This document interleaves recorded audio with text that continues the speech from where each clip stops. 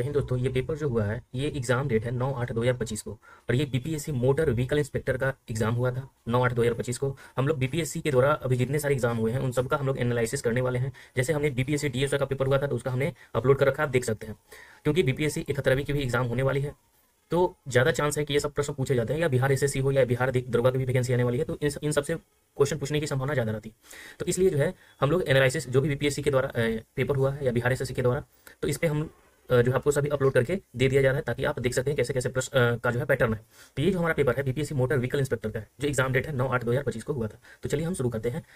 और ये इंपॉर्टेंट है किस लिए भाई? तो बीपीएससी 71वीं के लिए इंपॉर्टेंट हो जाएगा, बिहार एसएससी के लिए इंपॉर्टेंट हो जाएगा, जैसे सीजीएल बीएसओ का एग्जाम होगा, फिर 10+2 का भी बाकी है, फिर बिहार दरोगा की वैकेंसी आने वाली है। तो इन सब के लिए, बिहार में कोई भी एग्जाम हो उन सब के लिए इंपॉर्टेंट हो जाएगा। तो एनालिसिस देखना बहुत जरूरी है कि जो भी पेपर हुआ है उसका जो है कैसा प्रश्न रहा है, पैटर्न कैसा पूछा जा रहा है, और खास करके बीपीएससी के लिए टीचर की बहाली आने वाली है तो बहुत इंपॉर्टेंट है। तो चलिए शुरू करते हैं हम लोग।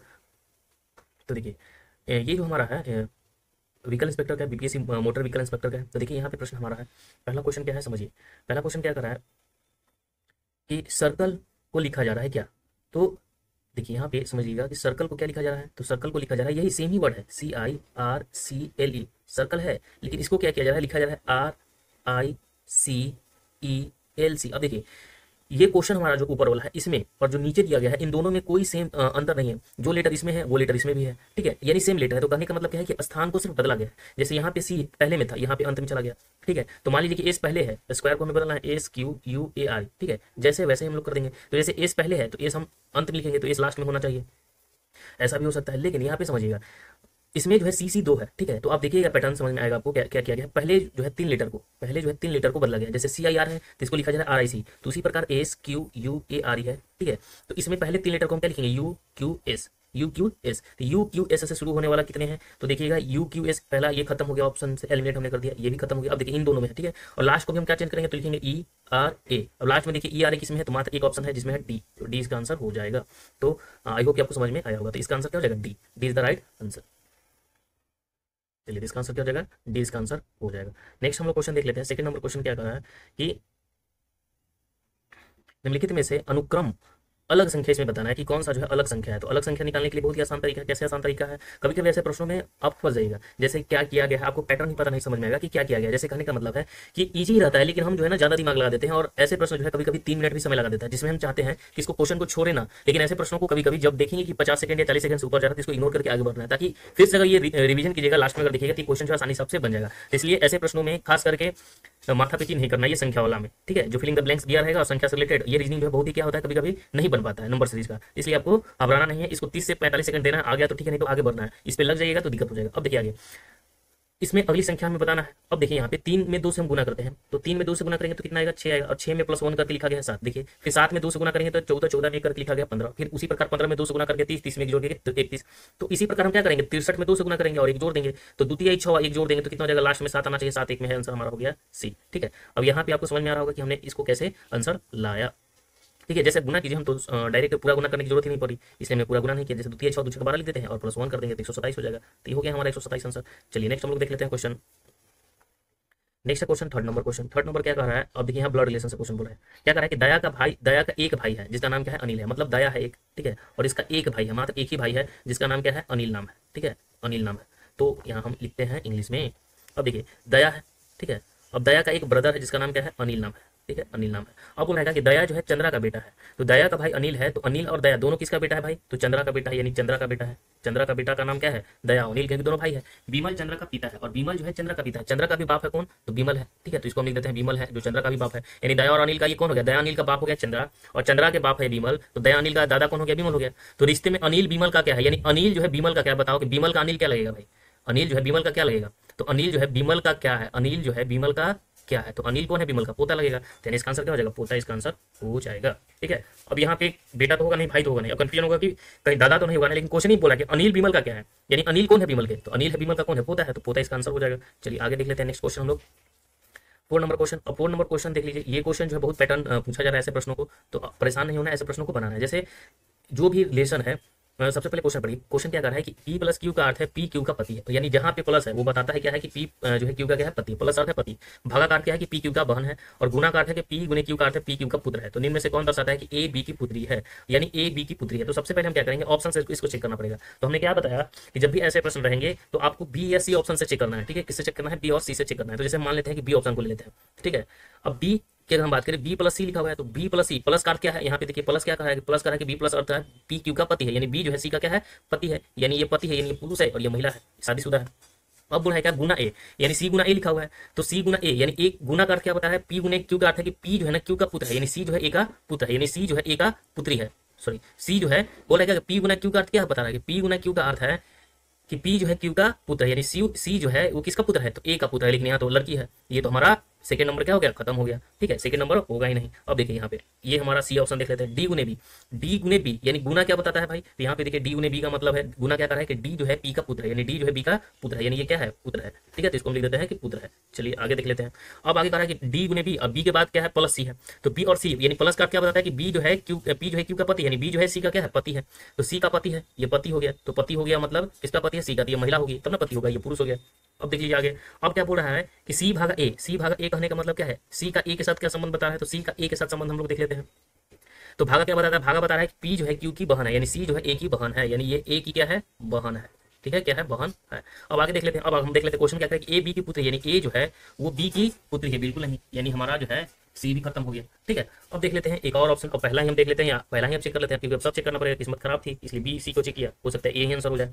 अब देखिए सी गुना बी, सी गुना बी, गुना क्या बताता है रिलेशन। अब यहाँ पे देखिए गुना क्या बता रहा है, यहाँ पे समझिए, गुना कह रहा है कि गुना क्या बता रहा है कि पी जो है क्यू का पुत्र है, यानी पी जो है क्यू का पुत्र है, यानी बी पी यानी क्यू का पुत्र है, यानी सी जो है किसका पुत्र है, तो बी का पुत्र है, यानी ये जो है पुत्र है, किसका पुत्र है, बी का पुत्र है। चलिए इसको लिख देते हैं पुत्र।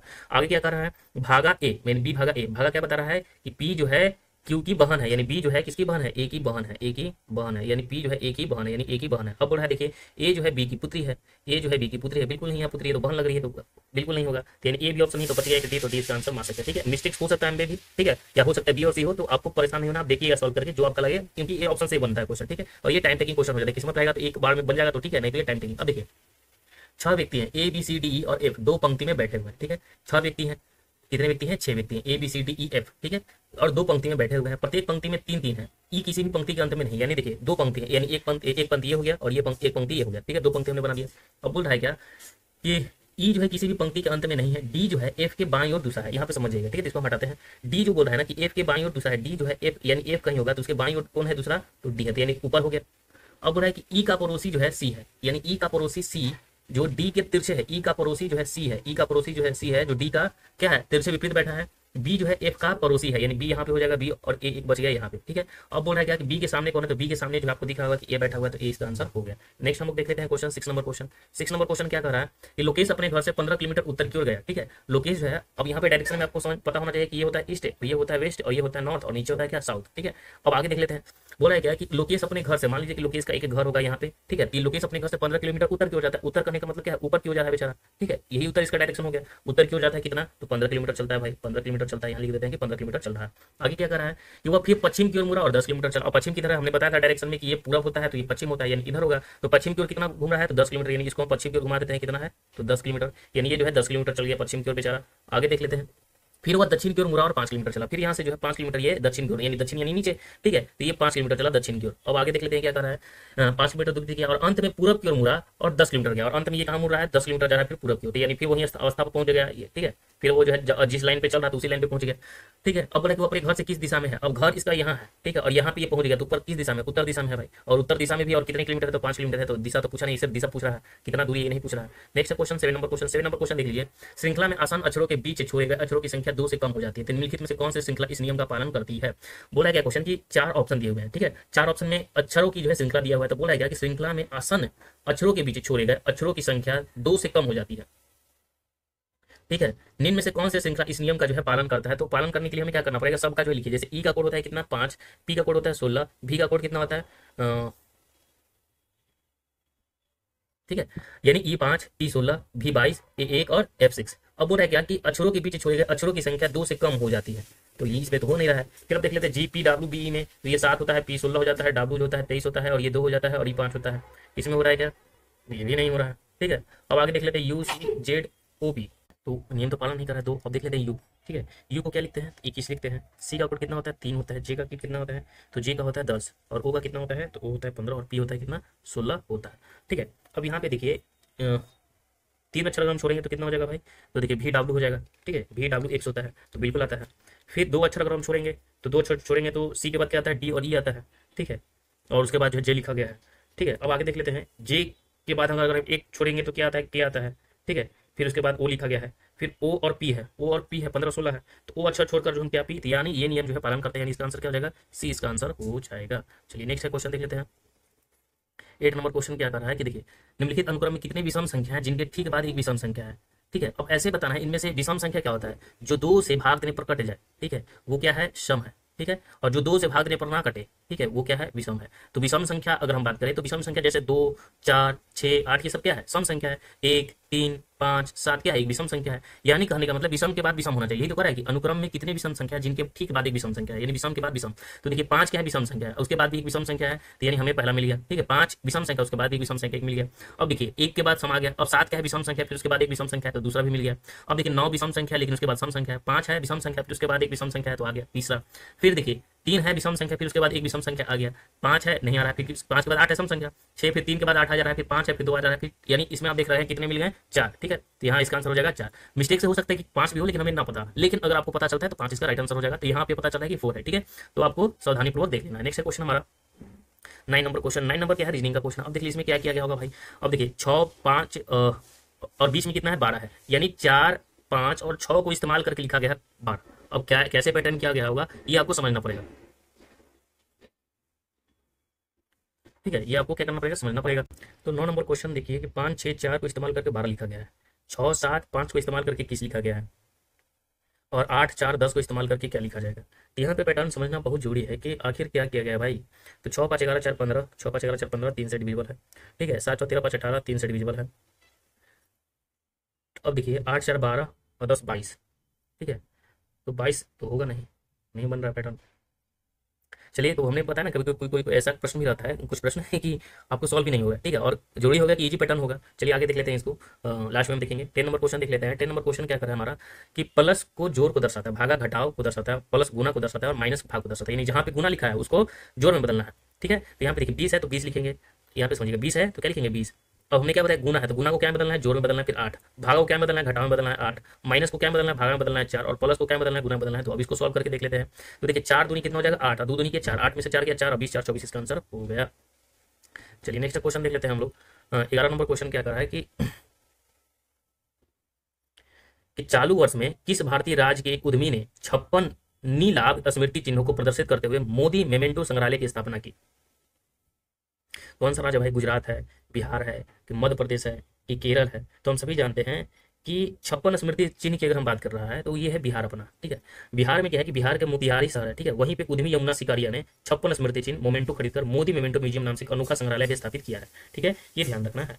और ये जो मोमेंटो है, ये प्रधानमंत्री जो मोदी जी हैं उनके कार्यों के लिए विभिन्न संस्थानों द्वारा प्रदान किए गए थे, ये ध्यान रखना है।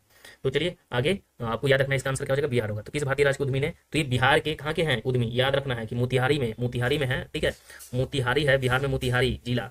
ठीक है, तो मोतिहारी के व्यक्ति का नाम है, जिनका नाम क्या है, तो यमुना सिकरिया नाम है उनका। ठीक है, इनका नाम क्या है, यमुना सिकरिया इनका नाम है, यमुना सिकरिया इनका नाम है, यमुना सिकरिया। इन्होंने ही जो है क्या किया है, मोदी मेमेंटो संग्रहालय बनाया है। ठीक है, चलिए 12 नंबर क्वेश्चन देख लेते हैं। 12 नंबर क्वेश्चन क्या कर रहा है, 12 नंबर क्वेश्चन है कि मई 2025 में किस भारतीय राज्य ने अपनी अंतर्राष्ट्रीय क्रेता विक्रेता बैठक की मेजबानी की है। पंजाब, उत्तर प्रदेश, बिहार या मध्य प्रदेश। इसका आंसर आपको पता होना चाहिए कि जो ये हाल ही का करंट अफेयर है कि किस भारतीय राज्य ने, कौन सा राज्य है जिसने अपने अंतर्राष्ट्रीय क्रेता विक्रेता बैठक की जो है मेजबानी किया है। तो अंतर्राष्ट्रीय जो क्रेता बैठक है, यानी इंटरनेशनल जो बायर सेलर मीट है, जिसे IBSM भी कहा जा रहा है। ठीक है, और यह बैठक जो है पटना के ज्ञान भवन में हुआ था। कहाँ पे हुआ था, तो पटना के ज्ञान भवन में हुआ था। तो देखिए बिहार से रिलेटेड क्वेश्चन जो है कितना सारा क्वेश्चन पूछा है। तो पटना के ज्ञान भवन, ठीक है, कहाँ पे, ज्ञान भवन में, ये ध्यान रखना है, पटना के जो है ज्ञान भवन। ठीक है, तो पटना के ज्ञान भवन में ही ये 19 से 20 मई के बीच में आयोजित किया गया था, ये ध्यान रखना है। और इसका उद्देश्य है कि राज्य में जो खाद्य कृषि है उसकी निर्यात क्षमता को बढ़ावा देने के लिए, वैश्विक प्लेटफॉर्म बनाने के लिए जो ये किया गया। तो किस भारतीय राज्य ने अंतर्राष्ट्रीय क्रेता विक्रेता बैठक की मेजबानी की है, तो है बिहार। बिहार के कहाँ पे, पटना में हुआ है, तो ये ध्यान रखना है। नेक्स्ट है 13 नंबर क्वेश्चन। 13 नंबर क्वेश्चन क्या कर रहा है कि वित्तीय वर्ष 2024-25 में प्रधानमंत्री सूक्ष्म खाद्य प्रसंस्करण उद्यम औपचारीकरण योजना के कार्यान्वयन में कौन सा राज्य शीर्ष पर रहा है? तो देखिए ये बिहार है या मध्य प्रदेश है। तो देखिए ये भी क्वेश्चन जो है बहुत इंपॉर्टेंट है, ये ध्यान रखना है। और अधिकतर आपको दिख रहा होगा कि जो प्रधानमंत्री सूक्ष्म खाद्य प्रसंस्करण उद्यम औपचारिक जो बैठक हुआ है पीएमएफएमई, इसकी बात कर रहा है, तो ये बिहार ही है, ठीक है। और बिहार से रिलेटेड ऑप्शन भी दिया हुआ है, जिस बच्चे ने बिहार पढ़ा होगा समझिए कि उनका जो है बल्ले बल्ले ही हुआ होगा, ठीक है। बिहार के जो अगर हम बात करें कि जो उद्योग मंत्री है वो कौन है, याद रखना है कि नितिन मिश्रा है, ठीक है। बिहार के उद्योग मंत्री कौन है, तो नीतीश, ठीक है, नीतीश मिश्रा है, ठीक है, ये ध्यान रखना है, नीतीश मिश्रा जी है। तो नीतीश मिश्रा जी के द्वारा ये किया गया है, ये ध्यान रखना है। ये कौन है, बिहार है भाई, ठीक है। नेक्स्ट है 14 नंबर क्वेश्चन। 14 नंबर क्वेश्चन क्या कर रहा है कि मई 2025 में बिहार के नालंदा विश्वविद्यालय में कुलपति का पद संभालने वाले श्री सचिन चतुर्वेदी किस क्षेत्र के विशेषज्ञ हैं? तो इनका संबंध किस सब्जेक्ट से है? इतिहास से है, इतिहास के क्षेत्र से है, समाजवाद समाजशास्त्र के क्षेत्र से है, या अर्थशास्त्र के क्षेत्र से, या भूगोल के, ठीक है। तो ये ध्यान रखना है। तो देखिए सचिन जो चतुर्वेदी का संबंध है वो अर्थशास्त्र है। किनसे संबंधित है? ये अर्थशास्त्र का क्षेत्र है। आगे क्वेश्चन देख लेते हैं 15 नंबर क्वेश्चन। 15 नंबर क्वेश्चन क्या है कि हाल ही में किस राज्य सरकार ने हीट वेव्स, सन स्ट्रोक्स और सन बर्नर्स को राज्य असमान आपदा घोषित किया है? तो कौन सा है भाई, आंध्र प्रदेश है या महाराष्ट्र है या कर्नाटक है या तेलंगाना है? तो इसका आंसर क्या हो जाएगा, आंध्र प्रदेश होगा या तेलंगाना होगा। तो इसका आंसर है तेलंगाना, ठीक है, ये ध्यान रखना है। तो कौन सी सरकार है भाई, तेलंगाना है, ठीक है। हीट वेव्स और सन स्ट्रोक्स और सन बर्न्स को जो है राज्य विशेष आपदा घोषित किया है। जो गर्मी पड़ता है ना, गर्मी हीट वेव्स पड़ता है, सन स्ट्रोक्स पड़ता है, ठीक है, सन बर्न्स जलन होता है, तो इसी को जो है तेलंगाना सरकार ने जो है क्या किया है कि विशेष आपदा घोषित किया है, ठीक है। और राहत राशि के रूप में जो है 4 लाख रुपया बढ़ा दिया है, पहले 50,000 रुपया था, ठीक है। यानी इसका उद्देश्य है कि जो एसडीआरएफ से प्रभावित परिवारों को सहायता प्रदान करना और गर्मी जनित स्वास्थ्य जोखिम को गंभीरता से मान्यता देना है। नेक्स्ट है क्वेश्चन हमारा जो है 60 नंबर क्वेश्चन। 60 नंबर क्वेश्चन क्या कर रहा है कि वर्ष 1925 में वर्ष 2025 में किस वित्तीय संस्थान ने अपनी स्थापना का 90वां वर्ष मनाया है? तो देखिए union bank of India, bank of India या रिजर्व बैंक ऑफ इंडिया। तो हम सभी जानते हैं कि जो आरबीआई है, आरबीआई की स्थापना कब होती है? तो 1 अप्रैल को होता है 1935। तो देखिए 1 अप्रैल 2025 को जो है 90वीं जो है वर्षगांठ औपचारिक रूप से ये मनाया है, ये ध्यान रखना है। और राष्ट्रपति द्रौपदी मुर्मू जो है इस अवसर के जो समापन समारोह था उसमें ही शामिल हुआ था। आरबीआई की स्थापना याद रखना है कि 1 अप्रैल 1935 को मनाया गया, ठीक है, ये ध्यान रखना है। नेक्स्ट क्वेश्चन हम लोग देख लेते हैं 70 नंबर क्वेश्चन। 70 नंबर क्वेश्चन क्या कर रहा है कि देखिए 28 मार्च 2021 को आए भूकंप के कारण म्यांमार को सहायता प्रदान करने के लिए किस भारत सरकार द्वारा कौन सा ऑपरेशन जो है शुरू किया गया है? अब देखिए बहुत ही अच्छा क्वेश्चन है ये कि 28 मार्च 2025 को आए भूकंप के कारण म्यांमार को सहायता प्रदान करने के लिए भारत सरकार द्वारा कौन सा ऑपरेशन शुरू किया गया? तो ब्रह्मा या काली या दुर्गा, आपको पता होगा, ये बहुत प्रसिद्ध क्वेश्चन है और हमने स्पीडी करंट अफेयर में भी ये बता रखा है, ठीक है। तो ऑपरेशन जो है ब्रह्मा चलाया गया था म्यांमार में। कौन सा चलाया गया था? ऑपरेशन ब्रह्मा। ये भूकंप आया था शायद 28 मार्च 2025 को, जो लिखा हुआ बिल्कुल सही है, विनाशकारी भूकंप आया था, ठीक है। तो इसलिए भारत की तरफ से जो भारत सरकार ने ऑपरेशन ब्रह्मा चलाया था और भारत की वायुसेना ने भी और जो एनडीआरएफ टीम है वो भी मदद की थी इसमें, तो ये ध्यान रखना है। नेक्स्ट है हमारा क्वेश्चन 17 हो गया। 18 नंबर क्वेश्चन। 18 नंबर क्वेश्चन है कि किस देश ने 22 से 28 मार्च 2025 तक तीसरे मध्य एशियाई युवा प्रतिनिधि मंडल की मेजबानी की है? तो उज्बेकिस्तान है या भूटान है कि भारत है कि नेपाल है? तो देखिए ये जो किया है वो किसने किया है?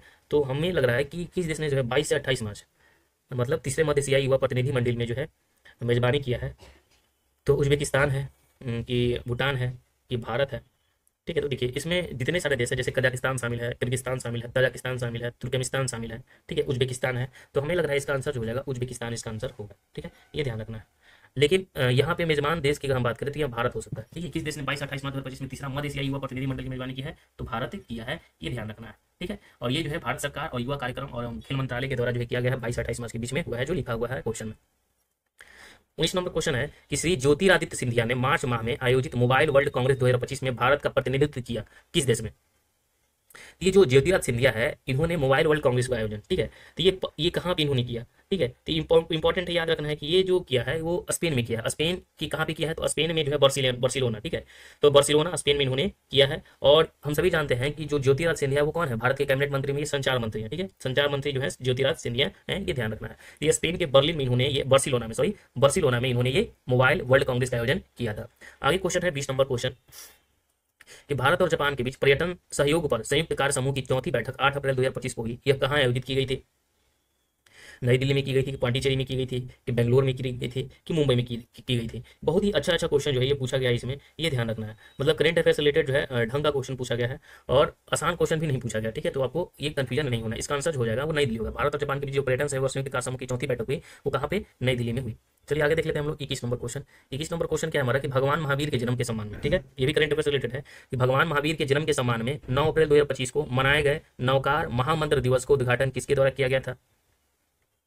तो नरेंद्र मोदी, योगी आदित्यनाथ, द्रौपदी मुर्मू की अमित शाह के द्वारा किया गया था। ये बहुत ही अच्छा क्वेश्चन है। तो पता है कि भाई जितना उद्घाटन समारोह से लेकर सब कौन करता है, तो वही है मोदी जी हमारे। ठीक है, तो विज्ञान भवन में ये किया गया था नई दिल्ली में नरेंद्र मोदी के द्वारा। ठीक है, ये ध्यान रखना है। कहाँ पे? विज्ञान भवन जो है नई दिल्ली, विज्ञान भवन जो है नई दिल्ली, विज्ञान भवन जो है नई दिल्ली में लिखेंगे नहीं।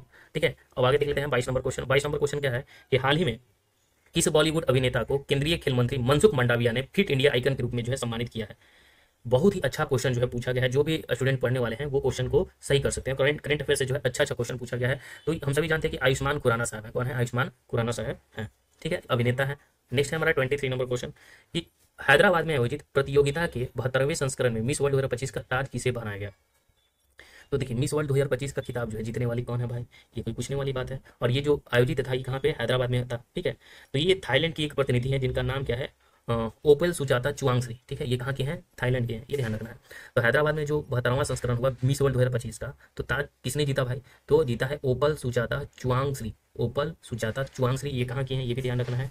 ये जो है थाईलैंड की है। ठीक है, थाईलैंड की है। थाईलैंड लोग बहुत जाते हैं घूमने। ठीक है, तो थाईलैंड, ठीक है, थाईलैंड की राजधानी बैंकॉक है शायद, तो ये ध्यान रखना है। ये कहाँ है? ये थाईलैंड के हैं, ये ध्यान रखना है। थाईलैंड लिख देते हैं, थाईलैंड। ठीक है, चलिए आगे देख लेते हैं हम लोग। क्वेश्चन नेक्स्ट है 24 नंबर क्वेश्चन। अब देखिए, ये 31 मई का आयोजन किया गया था खेलो इंडिया यूथ गेम 2025 में बिहार ने कितने पदक जीते? कितना अच्छा क्वेश्चन पूछा है देखिए बीपीएससी के द्वारा। ये सभी जो हाईलाइटेड क्वेश्चन हमने स्पीडी करंट अफेयर में भी हमने बता रखा है। जाकर जरूर देखिएगा स्पीडी करंट अफेयर, मजा आ जाएगा। एक एक डिटेल में बताया हमने सब चीज़, और क्या इंपॉर्टेंट है, क्या पूछा जाता है, ये सब जो है एग्जाम के परस्पेक्टिव से, खास करके बीपीएससी, बिहार दरोगा, बिहार एसएससी, उन सब के लिए इंपॉर्टेंट है। अब देख लीजिएगा 9 घंटे का है, फिर उसके बाद वन लाइनर और ऑब्जेक्टिव भी अपलोड कर दिया जाएगा जल्दी। अब देखिए, खेलो इंडिया जो यूथ गेम्स हुआ 2025 में, ठीक है, इसमें बिहार राज्य ने जो है ना टोटल 38 पदक जीते थे। कितने? 38 पदक जीते थे। 38 पदक में अगर हम बात करें तो 7 जो था वो गोल्ड था। 7 क्या था? गोल्ड था। ठीक है, और उसके बाद हम करें तो रजत पदक जो था वो कितने थे? तो सिल्वर जो थे 11 पदक जो था वो सिल्वर था। 11 पदक क्या था? तो सिल्वर था, ये ध्यान रखना है। कांस्य पदक की अगर हम बात करें तो कांस्य पदक जो है ब्रॉन्ज जिसे हम कहते हैं ना, तो ब्रॉन्ज जो था वो कितना था? 18 था।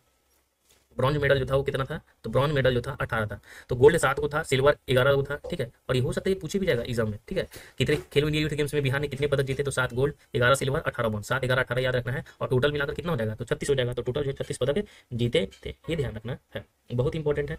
और ये जो रैंकिंग के स्थान पर, ये भी पूछेगा कि रैंकिंग के स्थान पर जो है बिहार कैमरे स्थान पर रहा? ये 14वें स्थान पर रहा था। कैमरा स्थान पर रहा था, रैंकिंग के स्थान पर जो है 14वें स्थान पर रहा था। पहले पिछली बार 28वें स्थान था, लेकिन इस बार जो है बहुत ही अच्छा प्रदर्शन किया है, ये ध्यान रखना है। नेक्स्ट क्वेश्चन हमारा 25 नंबर क्वेश्चन बोर्ड है क्या? देखिए, करेंट अफेयर से बहुत अच्छा क्वेश्चन पूछा गया।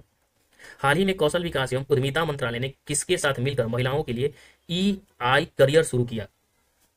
एप्पल के साथ, मेटा के साथ, गूगल के साथ, माइक्रोसॉफ्ट के साथ। एप्पल क्या है? आपको पता होगा कि एप्पल कंपनी है। तो ये जो शुरू किया है माइक्रोसॉफ्ट के साथ किया है। किसके साथ किया गया? माइक्रोसॉफ्ट मिलकर जो है AI करियर्स ऑफ वुमेन नामक पहल की शुरुआत हुई है, ये ध्यान रखना है। नेक्स्ट क्वेश्चन हमारा 26 नंबर क्वेश्चन। 26 नंबर क्वेश्चन क्या है कि विकसित भारत 2047 का अर्थ है क्या है भाई? तो यानी आधुनिक भारत या विकासशील भारत या विकसित भारत। तो विकसित भारत 2047 का अर्थ है भारत सरकार का वह दृष्टिकोण जिसके तहत वर्ष 2047 तक भारत को पूर्ण विकसित यानी डेवलप्ड नेशन बनाया गया। कहने का मतलब क्या है कि विकसित भारत, ठीक है, यानी पूर्ण रूप से क्या डेवलप्ड करना था। ठीक है, ये ध्यान रखना है। यानी भारत जो है 2047 तक जो है भारत एक समृद्ध, आत्मनिर्भर और शक्तिशाली और विश्व नेतृत्वकारी देश के रूप में जो स्थापित करना इसका उद्देश्य है। ठीक है, लक्ष्य बढ़ते जा रहा है 2047 से 2097 में हो जाएगा, आपको पता ना चले। ठीक है, अब देखिए अभिकथन कह रहा है क्या? अभिकथन है और कारण है, यहाँ समझना बहुत जरूरी है। अब यहाँ पे देखिए अभिकथन क्या कर रहा है? अभिकथन यहाँ पे देखिए लिखा हुआ है और यहाँ कारण भी दिया हुआ है। ठीक है, तो अभिकथन हो गया और कारण हो गया। अभिकथन कह रहा है क्या कि प्रधानमंत्री किसान सम्मान निधि एक केंद्रीय क्षेत्र की योजना है। ठीक है, प्रधानमंत्री जो किसान सम्मान निधि है एक केंद्रीय क्षेत्र की योजना है जिसका 100% वित्त पोषण भारत सरकार द्वारा किया जाता है। ये बिल्कुल सही है। ठीक है, स्टेटमेंट। आर कारण क्या है कि इस योजना के तहत सभी भूमि धारक किसान परिवारों को 3 समान किस्तों में प्रतिवर्ष 6,000 रुपये की आय सहायता प्रदान की जाएगी। ये भी सही है। प्रधानमंत्री जो किसान निधि योजना है उसके तहत जो है 3 समान किस्तों में प्रतिवर्ष 6,000 रुपये की आय भी सहायता प्रदान की जाएगी। तो ए भी सही है, आर भी सही है, लेकिन आर जो है ना ए का सही स्पष्टीकरण है। ठीक है, आर जो है ए का क्या है? सही स्पष्टीकरण है, ये ध्यान रखना है। यानी कहने का मतलब है इसका आंसर क्या हो जाएगा? तो ए इसका आंसर हो जाएगा। चलिए आगे देख लेते हैं हम लोग क्वेश्चन जो है। हाँ, अब देखिए बहुत इंपॉर्टेंट है, इसके बारे में भी हमने बताया कि प्रधानमंत्री जनधन योजना कब शुरू हुआ, सुकन्या समृद्धि योजना कब शुरू हुआ, प्रधानमंत्री मुद्रा योजना कब शुरू हुआ, स्टैंड अप इंडिया योजना कब शुरू हुआ। इन सभी योजनाओं के बारे में हमने बता रखा है। हमने उस करंट अफेयर में बताया था कि ये पूछा जाता है एग्जाम में, इसलिए आपको ध्यान रखना है। अब देखिए प्रधानमंत्री जो जनधन योजना था वो 28 अगस्त 2014 को शुरू हुआ, ठीक है। प्रधानमंत्री जनधन योजना कब शुरू हुआ? 28 अगस्त 2014 को, ठीक है। तो इसका आंसर क्या हो जाएगा? 28 अगस्त 2014 को। कलर हम चेंज कर देते हैं ताकि आप समझ सकते हैं। अब देखिए सुकन्या जो, अब यहाँ पे देखिए सभी घरों में बैंकिंग सुविधा उपलब्ध कराना था, ठीक है। बैलेंस खाता, रुपे कार्ड और बीमा आदि ये जनधन योजना था, ठीक है। बहुत खाता खोला गया था इसके द्वारा। अब देखिए सुकन्या जो समृद्धि योजना की अगर हम बात करें, इसकी जो शुरुआत हुई थी 22 जनवरी 2015 को, ठीक है।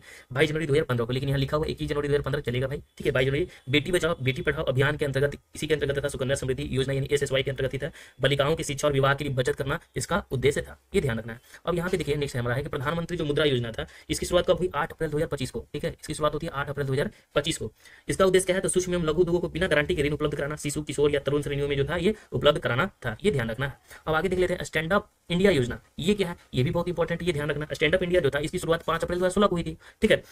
इसका क्या उद्देश्य था स्टैंड अप इंडिया? तो याद रखना कि जो अनुसूचित यानी SC/ST जो है और महिला उद्यमियों को जो है 10 लाख से करोड़ तक जो है ऋण मुहैया करवाना था, ठीक है। तो ये ध्यान रखना है। इसका आंसर आपको पता चल गया होगा कि इसका आंसर क्या होगा। तो देखिए पहला क्या हो जाएगा? डी। तो ए का डी एक ही में है शायद ऑप्शन में, ठीक है। तो यानी इसका आंसर हो जाएगा ए का डी, बी का 3, सी का 2 और डी का 1, यानी ए इसका आंसर हो जाएगा, B is the right answer, ठीक है। चलिए तो यहाँ इसको हमने एक यार ये इसका आंसर हो जाएगा बी। नेक्स्ट हमारा है 29 नंबर क्वेश्चन। हमने सभी उद्देश्य के बारे में और करंट अफेयर में हमने बताया।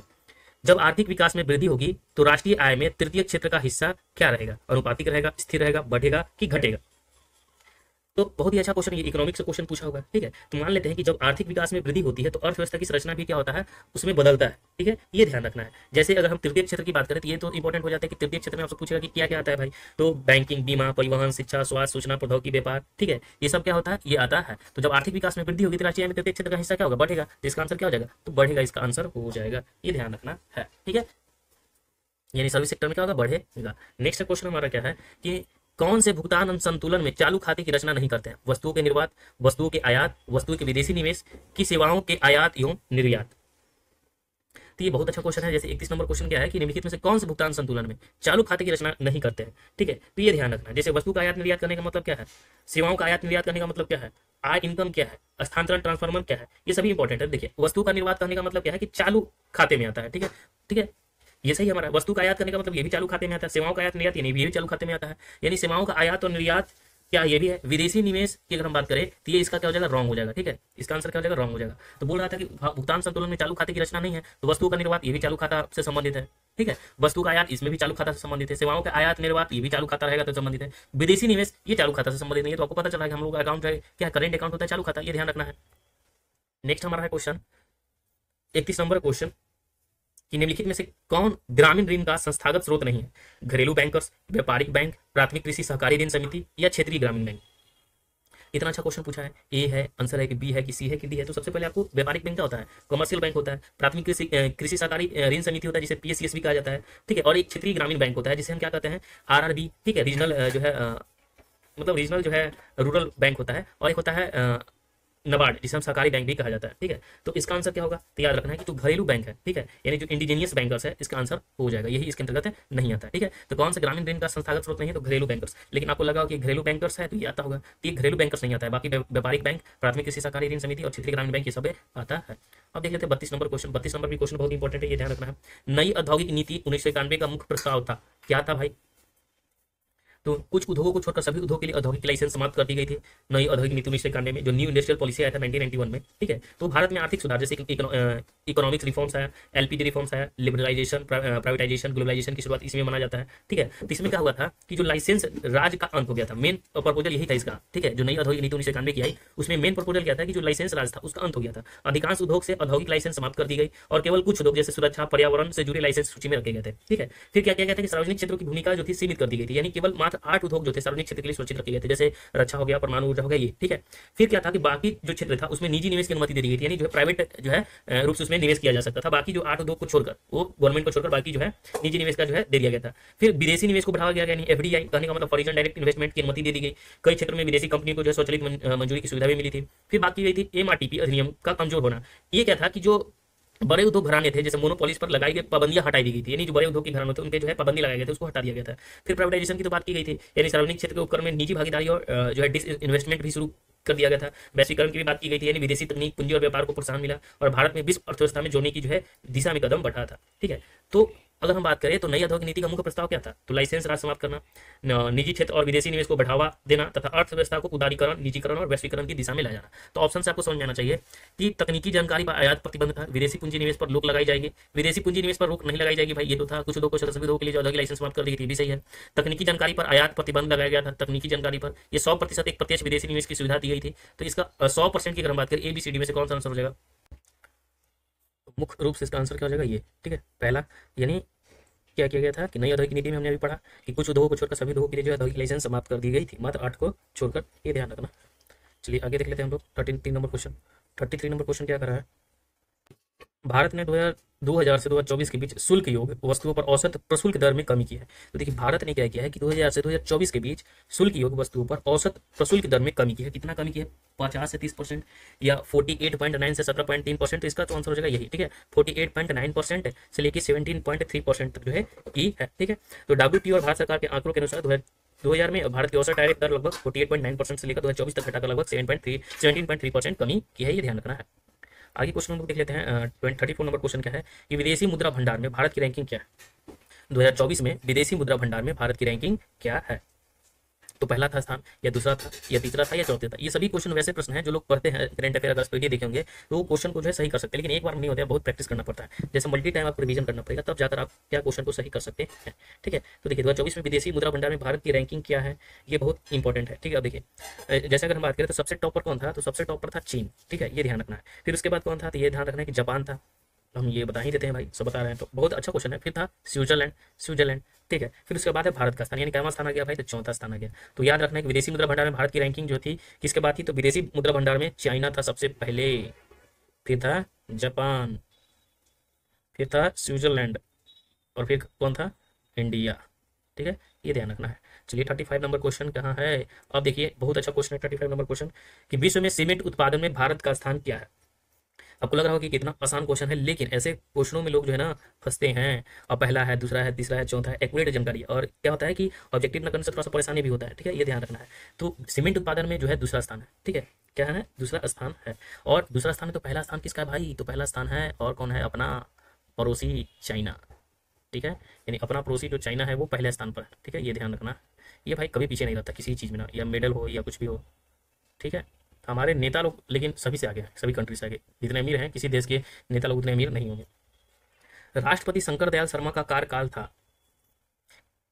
कितना था भाई, 2012 से 2017, 2007 से 2012। ये सबसे पहले इंपॉर्टेंट ये है कि ये जो राष्ट्रपति शंकर दयाल शर्मा जो थे, ये क्या थे, राष्ट्रपति थे। ठीक है, ये 22 जुलाई 1992 से लेकर 25 जुलाई 1997, यानी मतलब 92 से 97 तक ये जो थे क्रम इनका क्या है, तो ये ध्यान रखना है कि 9वें राष्ट्रपति थे।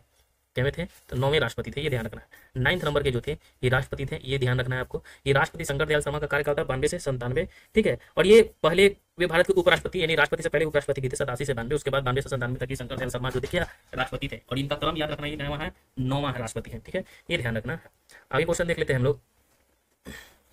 37 नंबर क्वेश्चन देखिए, ये अनुच्छेद से क्वेश्चन पूछा गया है, बहुत इंपॉर्टेंट क्वेश्चन है, ये ध्यान रखना है। अब यहाँ पे क्वेश्चन जो है ना बहुत इंपॉर्टेंट है, क्योंकि यहाँ इंपॉर्टेंट क्या है कि अनुच्छेद 368 के बारे में पूछा है। और ये आपको मालूम होना चाहिए कि निम्नलिखित में से कौन सा अनुच्छेद 368 के तहत संविधान संशोधन के बारे में सही नहीं। अब ये याद रखना है, आपसे अगर क्वेश्चन सीधा पूछता है कि संविधान संशोधन जो है अनुच्छेद कितना है, तो 368 है। तो इसके बारे में पूछा है आर्टिकल 368 के बारे में।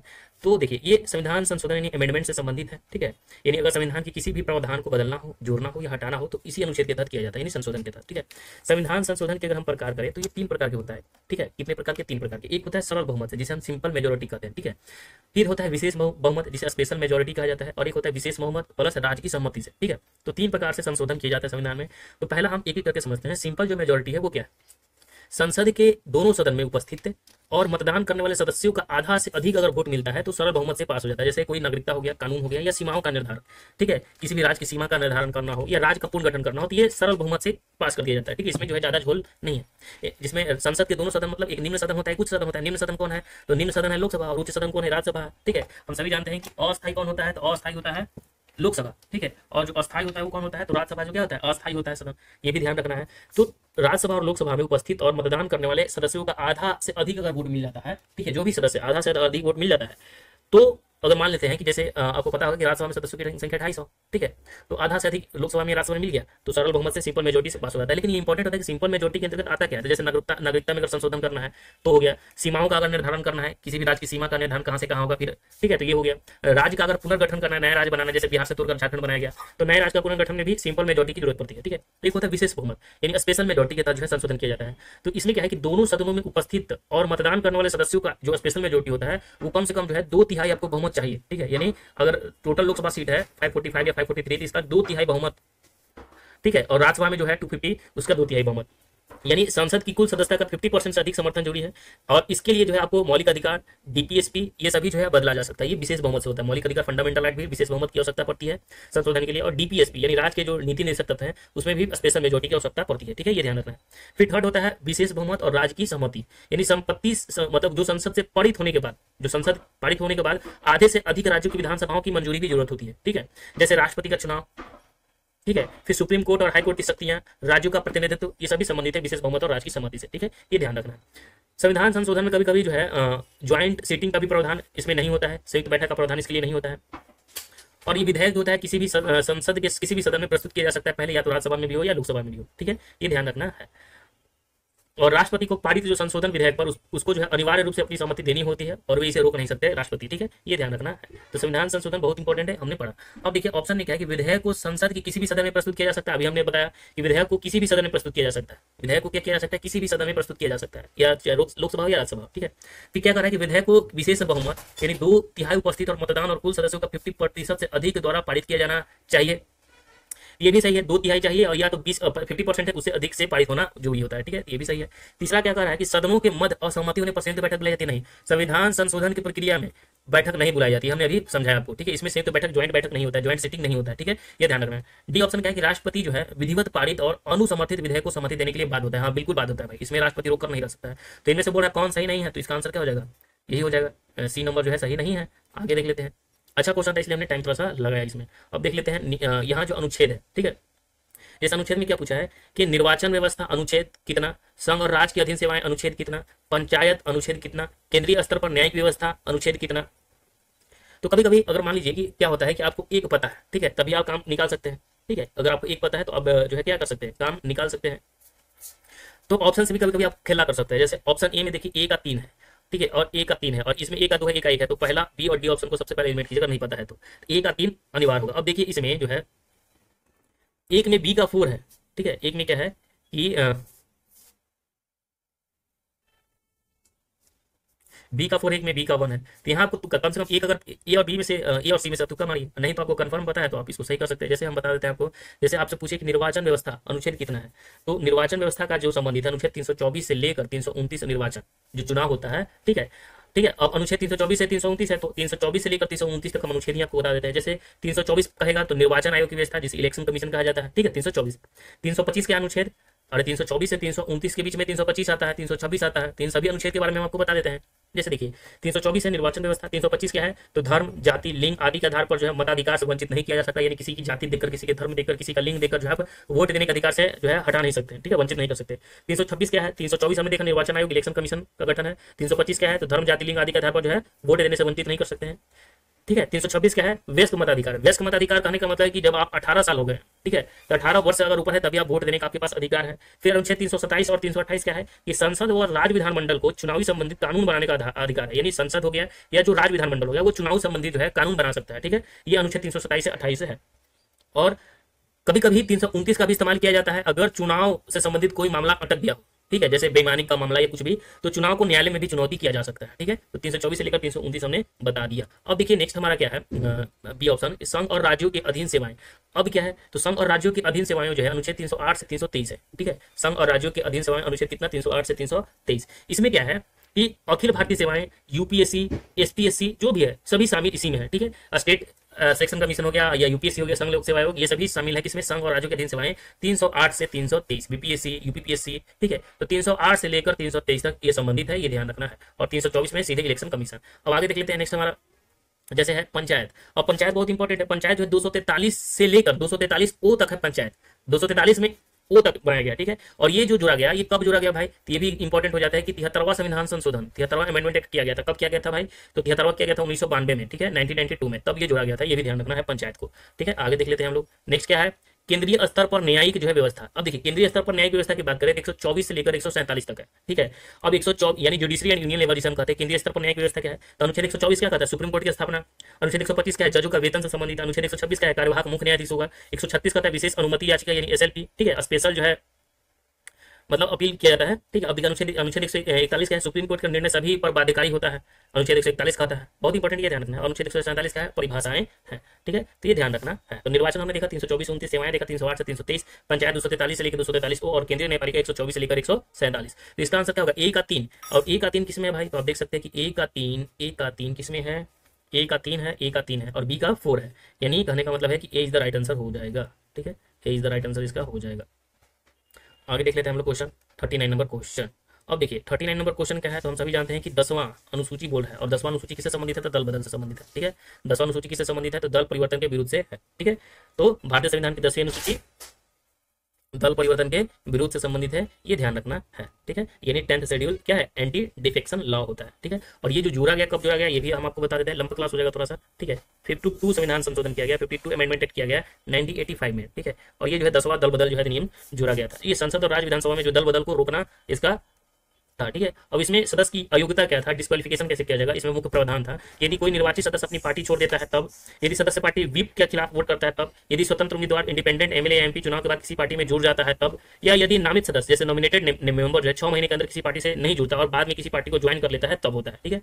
अपवाद में भी इसका एक्सेप्शन भी है, यदि पार्टी का विलय यानी मर्जर हो जाता है और कम से कम दो तिहाई सदस्य उसमें शामिल हो जाए तब यह दल बदल नहीं माना जाता है, ये ध्यान रखना है, ठीक है। अब ये ध्यान रखना है कि इसमें निर्णय का जो अधिकार होता है वो संबंधित सदन का अध्यक्ष यानी स्पीकर यानी चेयरमैन यह निर्णय लेता है कि सदस्य दल बदल के कारण अयोग्य है या नहीं होता है, ये ध्यान रखना है, ठीक है। तो ये ध्यान रखना है। और बाद में ये भी याद रखना है कि फिर 91 अमेंडमेंट एक्ट किया गया 2003 में, प्रावधान और सख्त किए गए जैसे कि मंत्री पदों की सीमा तय करने के लिए, ठीक है, ये ध्यान रखना है। फिर इसी के लिए जो है 91वां संविधान भी संशोधन किया गया था, कब 91 में, 2003 में, ये भी दल बदल से संबंधित है।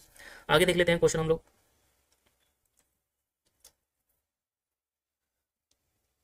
भारत के राष्ट्रपति द्वारा कौन सी नियुक्ति वारंट के तहत उनके हस्ताक्षर और मुहर के साथ की जाती है, भारत के सर्वोच्च न्यायालय के न्यायाधीश, राज्य के न्यायपाल या संघ लोक सेवा आयोग के अध्यक्ष या भारत के महान्यायवादी, सही उत्तर क्या है। तो देखिए भारत के राष्ट्रपति द्वारा जो है कौन सी नियुक्ति वारंट के तहत उनके हस्ताक्षर और मुहर के साथ की जाती है, ठीक है। तो देखिए एक तो होता है सर्वोच्च न्यायालय के न्यायाधीश और भारत के उच्च न्यायालय के न्यायाधीश, ये दोनों इंपॉर्टेंट ऐसे पदों की नियुक्ति होती है, ये ध्यान रखना है, ठीक है। तो इसका सही उत्तर जो होगा वो क्या हो जाएगा, सर्वोच्च न्यायालय के न्यायाधीश, तो ये होता ही सर्वोच्च न्यायालय के न्यायाधीश, ठीक है। भारत के अगर हम महानवादी की बात करें इस ऑप्शन में भारत के महानवादी, तो क्या होता है कि अटॉर्नी जनरल की अगर हम बात करें तो राष्ट्रपति की नियुक्ति करते हैं लेकिन वारंट के तहत नहीं होता है, ठीक है। यूपीएससी के अध्यक्ष की नियुक्ति राष्ट्रपति तो करते हैं लेकिन साधारण आदेश पर किया जाता है। राज्य के राज्यपाल की नियुक्ति राष्ट्रपति करते हैं लेकिन वारंट के तहत नहीं करते हैं, ठीक है। तो इसका जो आंसर होगा वो केवल एक ही होगा, यानी भारत के सर्वोच्च न्यायालय के न्यायाधीश, ठीक है। यानी इसकी नियुक्ति जो है वारंट के तहत उनके हस्ताक्षर और मुहर के साथ की जाती है, भारत के सर्वोच्च न्यायालय के न्यायाधीश की नियुक्ति। बाकी राज्य के राज्यपाल, ठीक है, संघ लोक सेवा आयोग के अध्यक्ष और भारत के महान्यायवादी, ये इसका आंसर नहीं होगा, केवल एक ही होगा, लेकिन ऑप्शन में तो केवल एक है ही नहीं, ठीक है, तो ये नहीं होगा भाई। चलिए आगे देख लेते हैं हम लोग क्वेश्चन 41 नंबर क्वेश्चन क्या है, कि निम्नलिखित में से कौन सा आयोग वैधानिक निकाय है, ठीक है। कौन सा आयोग वैधानिक निकाय है, जैसे राष्ट्रीय अनुसूचित जनजाति आयोग, राष्ट्रीय मानव अधिकार आयोग, राष्ट्रीय अल्पसंख्यक आयोग और राष्ट्रीय अनुसूचित जाति आयोग। और इनका हम लोग अनुच्छेद भी देख लेते हैं, बहुत इंपॉर्टेंट है। तो देखिए क्वेश्चन क्या है कि कौन सा आयोग जो वैधानिक निकाय, वैधानिक क्या होता है ये इंपॉर्टेंट है, सबसे पहले समझना है। संवैधानिक निकाय होता है जिसे हम कहते हैं कॉन्स्टिट्यूशनल बॉडी, जिसे संविधान के अनुच्छेद के द्वारा स्थापित किया गया, यानी संविधान में जो है प्रावधान किया गया है किस अनुच्छेद के तहत ये संबंधित है। और एक होता है वैधानिक निकाय जिसे हम स्टैट्यूटरी बॉडी कहते हैं, जिसे संसद के किसी कानून अधिनियम के द्वारा बनाया, यानी संसद के द्वारा बनाया गया है, ठीक है, संविधान में नहीं लिखा गया है, संसद के द्वारा जो कानून अधिनियम के द्वारा बनाया गया है, ठीक है। जैसे अगर हम बात करें राष्ट्रीय अनुसूचित जो जाति आयोग है, नेशनल कमीशन फॉर एससी, ठीक है, एससी, ठीक है, अनुसूचित जाति आयोग, ठीक है, संवैधानिक निकाय है, अनुच्छेद 338 में ये है, ठीक है, ये भी ध्यान रखना है। अनुच्छेद कितने में है, अनुच्छेद जो है 338 में इसका है, ये क्या है, संवैधानिक निकाय है। तो जहां जहां एक ऑप्शन है उसको सबसे पहले काटिए क्योंककि ये तो है संवैधानिक निकाय। अब आगे देख लेते हैं हम लोग, ठीक है, राष्ट्रीय मानव अधिकार आयोग। तो देखिए अब देखिए अनुसूचित जनजाति भी क्या है, ये भी संवैधानिक निकाय है, ये ध्यान रखना। अनुसूचित जाति नहीं, अनुसूचित जाति भी 338 के तहत, और अनुसूचित जनजाति भी क्या है, ये देखिए अनुसूचित जनजाति है, हम मिस्टेक से यहाँ पे लिख देना है 338 के, अनुसूचित जाति है अनुच्छेद 338, ठीक है, ये ध्यान रखना, संवैधानिक निकाय है। अब देखिए अगर राष्ट्रीय मानव अधिकार आयोग की बात करें, जैसे राष्ट्रीय मानव अधिकार में क्या, जिसे हम क्या कहते हैं NHRC ना कहते हैं, ठीक है, नेशनल ह्यूमन राइट्स कमीशन, तो ये क्या है, वैधानिक निकाय है। वैधानिक निकाय कहने का मतलब क्या है, इसे जो है ना संसद के कानून के द्वारा जो है बनाया गया है, ठीक है, ये ध्यान रखना है। और ये जो मानव अधिकार संरक्षण अधिनियम है, ये एक्ट कब बना? 1993 में बना, 1993 के अधिनियम के तहत, ठीक है, ये ध्यान रखना है, 1993 के एक्ट के तहत। तो ये इंपॉर्टेंट हो जाता है भाई, ये सभी आपको ध्यान रखना है। 1993 के तहत ये बना, 1993, 1900, यार कितना घटिया पेन है, काम चला रहा है कैसे भी। और देखिए राष्ट्रीय मानव अधिकार आयोग जो है 1993 एक्ट के तहत, ये भी ध्यान रखना है, ठीक है। चलिए इसको आगे नहीं लिखेंगे, नहीं लिख पा रहे हैं। अब देखिए, तो इसमें अनुच्छेद का प्रावधान नहीं है राष्ट्रीय मानव अधिकार आयोग में, ये सब मतलब संसद के द्वारा ही बनाया गया कानून है, ठीक है, ये ध्यान रखना है। अब देखिए राष्ट्रीय अल्पसंख्यक आयोग की बात करें, जिसे एनसीएम कहते हैं, ठीक है। तो जो अल्पसंख्यक जो आयोग है, ये भी क्या है, वैधानिक इकाई है। और ये जो बनाया गया, ये कब बनाया गया, तो ये भी ध्यान रखना है, ये 1992 में बनाया गया था शायद, ठीक है। ये आया था एक्ट कब का, 1992 का अधिनियम के तहत, ठीक है, ये ध्यान रखना है। फिर उसके अगर हम बात करें राष्ट्रीय अनुसूचित जाति आयोग, ये जो है संवैधानिक निकाय है, ठीक है। और ये अनुच्छेद जो है 338 में जोड़ा गया है, 338 में, ठीक है। तो दो है मात्र, दूसरा और तीसरा इसका आंसर हो जाएगा। तो दूसरा और तीसरा एक ही ऑप्शन में डी, तो डी इसका आंसर हो जाएगा। चलिए 42 नंबर क्वेश्चन हम देख लेते हैं। अब इसमें अनुच्छेद है, बहुत इंपॉर्टेंट है, ये ध्यान रखना है। उपाधियों का निषेध, अनुच्छेद कितना? धार्मिक मामलों के प्रबंधन की स्वतंत्रता, भाषाई अल्पसंख्यकों का संरक्षण, शिक्षा का अधिकार, ये सभी क्या है, बहुत इंपॉर्टेंट है, ये ध्यान रखना इन अनुच्छेदों को। अब जैसे अगर आपसे पूछे कि जो उपाधियों का निषेध है, एबॉलिशन ऑफ जो है टाइटल्स है, यानी कोई राजा महाराजा नहीं, क्या गमैया के राजा महाराजा है, ठीक है, तो ये जो उपाधि आप नहीं ले सकते हैं, ठीक है। तो उपाधियों का जो निषेध कर दिया गया कि यहाँ के हम राजकुमार हैं, तो उपाधियों का निषेध अनुच्छेद 18 के तहत, ये ठीक है, तो ये ध्यान रखना, अनुच्छेद 18 के तहत उपाधियों का अंत हो गया, ठीक है। उपाधियों यानी राज किसी की उपाधि नहीं देगा सिवाय शैक्षणिक या सैन्य उपाधियों के, ठीक है, ये ध्यान रखना है। फिर दूसरा है धार्मिक मामलों के प्रबंधन की स्वतंत्रता, ठीक है, ये अनुच्छेद कहता है 26, ठीक है, ये क्या अनुच्छेद 26 कहता है कि हर धार्मिक संप्रदाय या समुदाय को अपने धार्मिक मामलों में स्वतंत्र रूप से क्या करना है, संचालित करने का अधिकार है, ठीक है, ये ध्यान रखना है। फिर भाषाई अल्पसंख्यकों का संरक्षण, ये भी इंपॉर्टेंट है, ठीक है। अब देखिए जो भाषाई अल्पसंख्यक का संरक्षण है, freedom of speech and expression, ये तो हमने देख लिया, ठीक है। भाषाई की स्वतंत्रता 19 के ए में है, भाषाई स्वतंत्रता कितना है, 19 के ए में है, ये ध्यान रखना है। लेकिन अल्पसंख्यकों का संरक्षण अगर आपसे पूछेगा तो अनुच्छेद कितना है, 29 में है, ठीक है। और से पूछे कि भाषण की स्वतंत्रता, फ्रीडम ऑफ स्पीच, अनुच्छेद 19 का 1 में, मौलिक अधिकार के अंतर्गत आता है ये।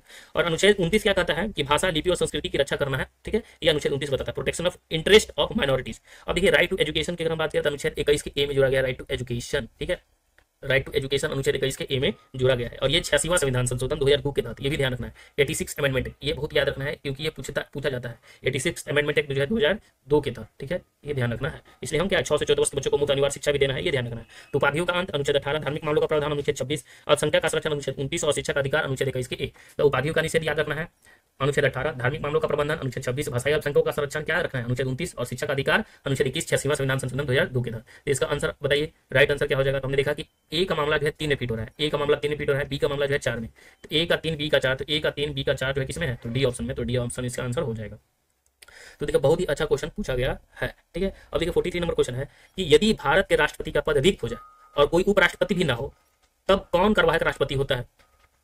तो इसके बारे में भी हमने बताया भाई, कॉन्स्टिट्यूशन संविधान में कितने सारे हमने पढ़ा रखा है। तो देखिए राज्यसभा का उपसभापति होता है, बिल्कुल नहीं। अनुच्छेद 65 के अनुसार अगर राष्ट्रपति रिक्त हो जाए और उपराष्ट्रपति उपलब्ध ना हो, तो अनुच्छेद 65 क्या कहता है कि राष्ट्रपति की अनुपस्थिति में राष्ट्रपति का कार्यभार भारत के मुख्य न्यायाधीश यानी चीफ जस्टिस ऑफ इंडिया के पास जाता है, ठीक है, ये ध्यान रखना है। नेक्स्ट है क्वेश्चन 44 नंबर क्वेश्चन कि डॉक्टर मनमोहन सिंह को जब भारत का प्रधानमंत्री नियुक्त किया गया था, तब वह जो थे कहाँ के सदस्य थे। तो यानी पंजाब की राज्यसभा के सदस्य थे, असम की राज्यसभा के सदस्य थे। तो देखिए वो राज्यसभा के सदस्य थे, ठीक है, ये ध्यान रखना है। कहाँ के क्या थे जब भारत के प्रधानमंत्री नियुक्त किए गए थे, ये कब किए गए थे, ये भी ध्यान रखना है। पीएम जो है मनमोहन सिंह, ठीक है, मौन आदमी था लेकिन भाई शानदार व्यक्ति था। ये इनके जाने के बाद लोगों को एहसास हुआ कि नहीं काम इन्होंने ही किया, ठीक है। तो देखिए कहने का मतलब है कि ये बने थे 2004 में, ठीक है, लेकिन ये इससे पहले जो थे ये क्या थे, असम के राज्यसभा के सदस्य थे, ठीक है, इसके सदस्य थे राज्यसभा के सदस्य, असम के राज्यसभा के सदस्य, ये ध्यान रखना है। नेक्स्ट नंबर है 45 नंबर क्वेश्चन क्या कहा है कि किस राज्य में राष्ट्रपति शासन की उद्घोषणा से परिणामों का होना आवश्यक नहीं है। राज्य विधानसभा का विघटन से, राज्य के मंत्रिपरिषद का हटाना जाना से, या स्थायी निकायों का विघटन से। तो कहने का मतलब क्या कर रहा है क्वेश्चन कि किस राज्य में राष्ट्रपति शासन की उद्घोषणा के निम्नलिखित में से कौन सा परिणामों का होना आवश्यक नहीं है, ठीक है।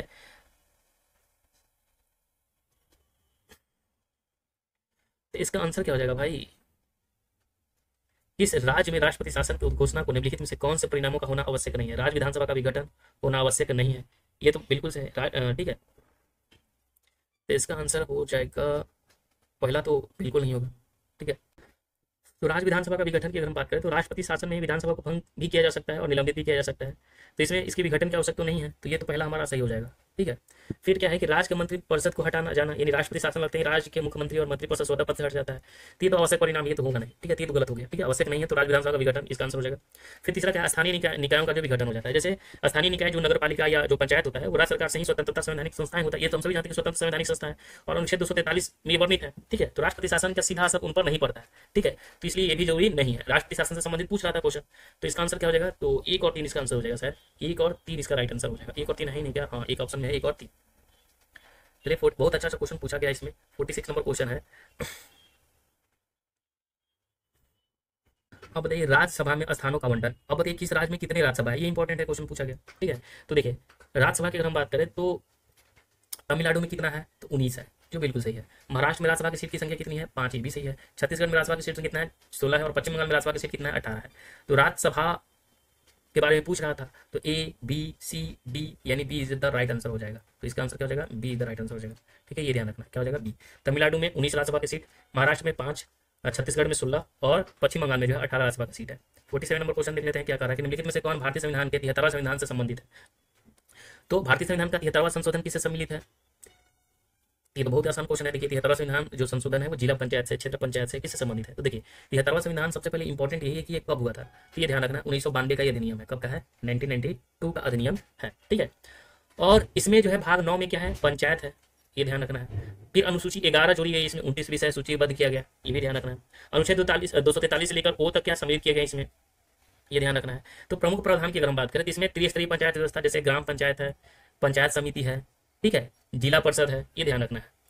फिर प्रत्यक्ष चुनाव की बात की गई है, अनुसूचित जाति जनजाति महिलाओं के लिए जो है 33% रिजर्वेशन की बात की गई है, कार्यकालीन का 5 वर्षों का बात किया गया है, तो ये ध्यान रखना है। तो इसका आंसर क्या हो जाएगा, जिला पंचायत है, ग्राम पंचायत है, नगर पंचायत है या क्षेत्र पंचायत भी है, इसका आंसर क्या है, तो जिला पंचायत भी है, क्षेत्र पंचायत भी है और ग्राम पंचायत भी है, तो यानी इसका आंसर हो जाएगा 1, 2, 3, यानी B is the right answer हो जाएगा, ठीक है, ये ध्यान रखना है। क्षेत्र मंडल जिसे पंचायत समिति, ब्लॉक, इंटरमीडिएट लेवल कहा जाता है उसे, ये ध्यान रखना है। नगर पंचायत जो है वो 74वां संविधान संशोधन, 73वां नहीं, ये जो नगर है ना वो 74 अमेंडमेंट एक्ट है, ठीक है, 17th अमेंडमेंट एक्ट, सी अमेंडमेंट एक्ट है, ये 1992 ही का ये भी है, 1992 का ही है, लेकिन ये 74वां है, ठीक है, और 73वां कौन है हमने बताया, और ये जो है भाग 9 के ए 12वीं सूची में है, ये भी ध्यान रखना है।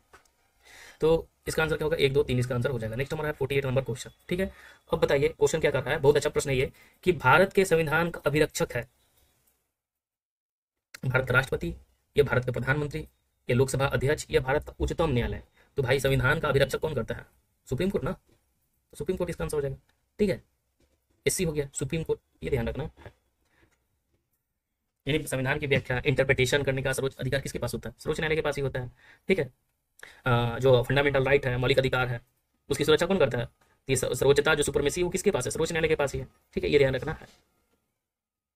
और अगर मान लीजिए कोई संसद हो गया या विधानमंडल हो गया, कोई ऐसा कानून बनाए जो संविधान के विपरीत होता है, तो उसको सर्वोच्च न्यायालय से क्या कर सकती है, असंवैधानिक यानी अनकॉन्स्टिट्यूशनल घोषित कर सकता है, ठीक है। इसलिए तो संविधान को अभिरक्षक और व्याख्याता कहा गया, गार्जियन कहा गया, इंटरप्रेटर ऑफ द कॉन्स्टिट्यूशन कहा गया, ठीक है, ये ध्यान रखना है।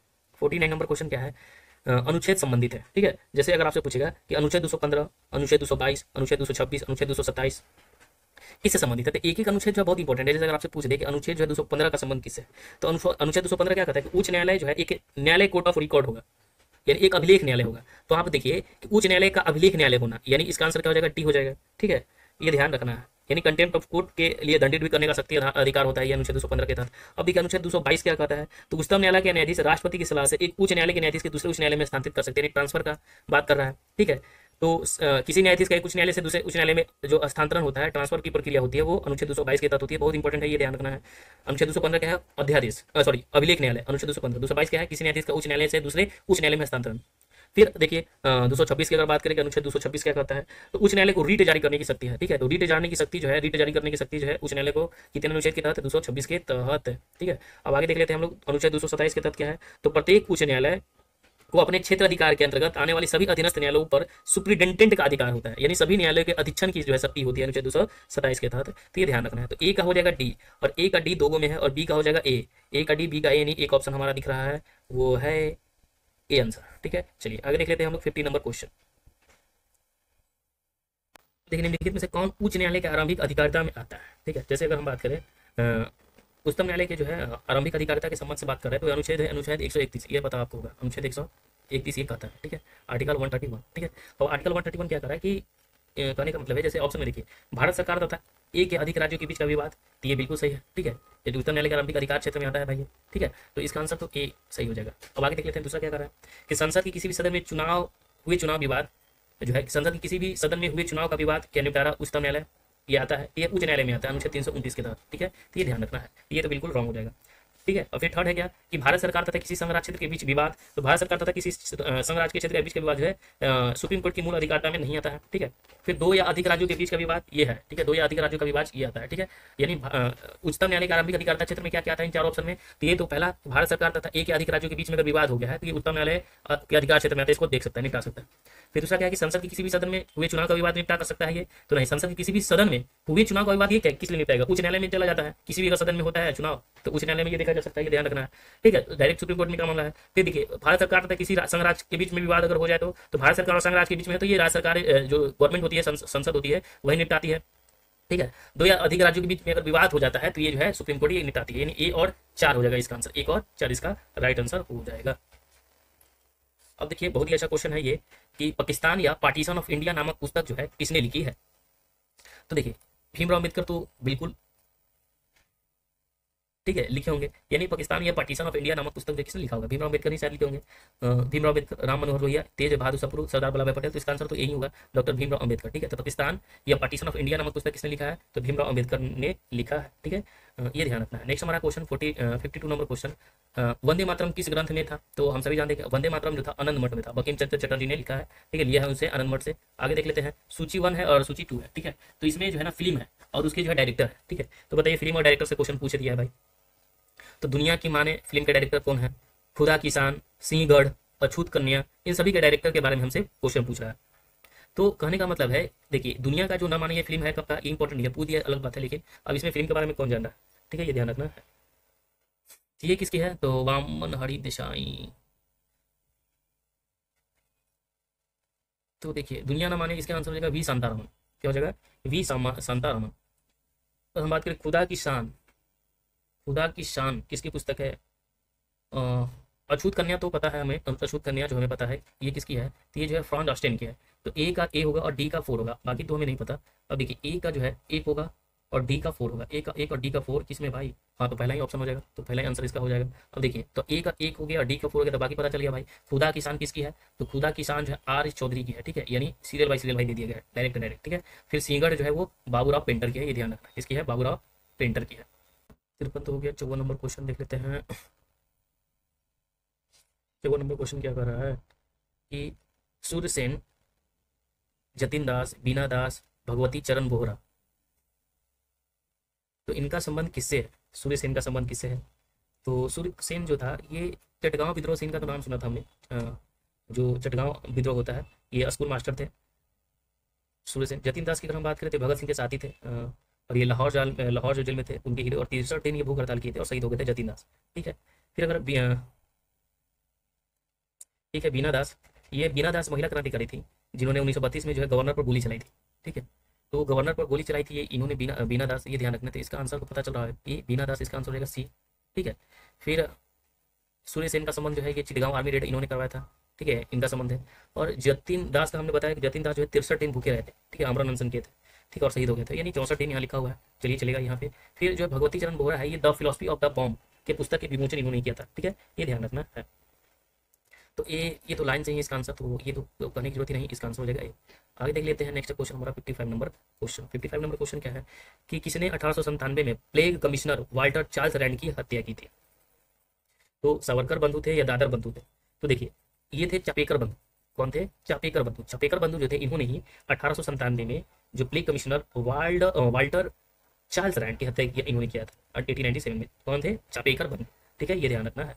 क्या था कि अगर हम बात करें तो पढ़िएगा इसमें, तो पुणे में प्लेग फैल गया था, पुणे जो महाराष्ट्र में पड़ता है वहाँ पे प्लेग बीमारी है, ठीक है, तो उन्होंने क्या किया कि रैंड जो था उसने, ये जो कमिश्नर रैंड था इसने क्या किया कि लोगों को बहुत जुर्म बढ़ाया था उसने, जबरन घरों की तलाशी, पूजा पाठ तोड़ना, महिलाओं का अपमान करना, ठीक है। तो ये सब देखकर जो चापेकर बंधु थे, चापेकर 2 भाई थे, ठीक है, ये ठीक है, इनका खून खौल उठा और इन्होंने क्या किया कि 22 जून को 1897 में इन्होंने रैंड की हत्या कर दी।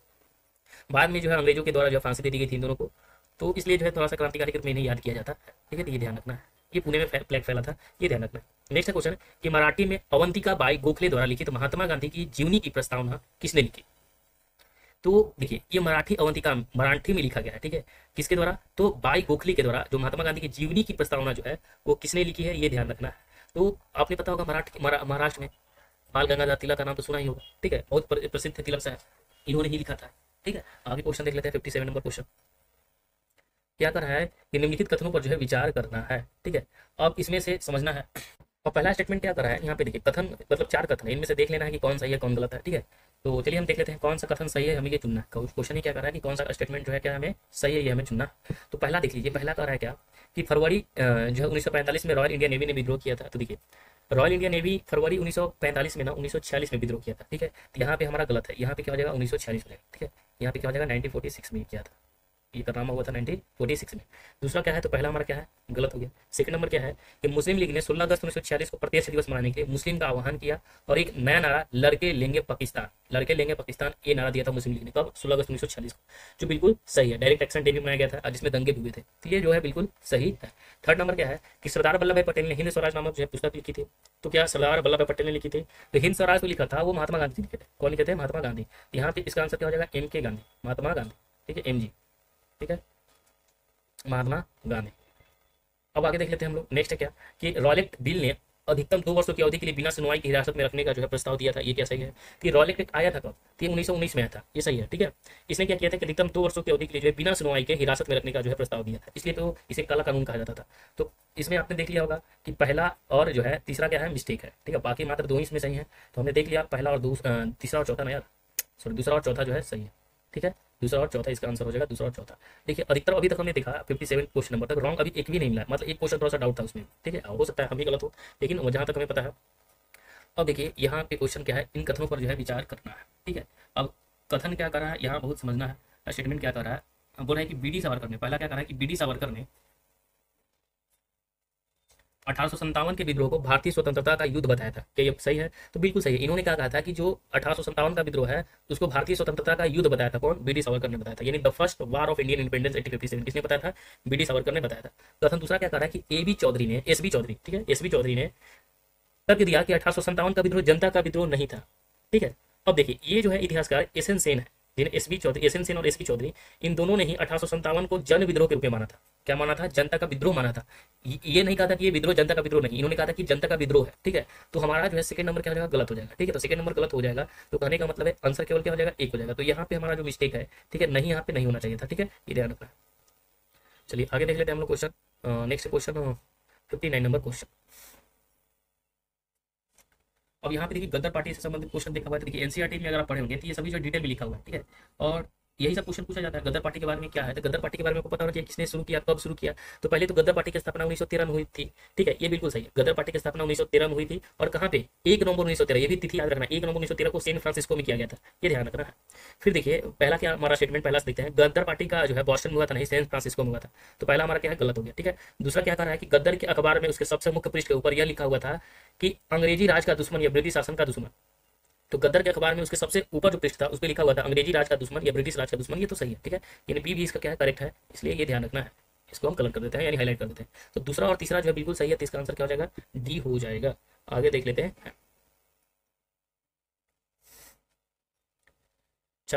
राजा हरिश्चंद्र फिल्म का निर्देशक दादा साहब फाल्के ने किया था।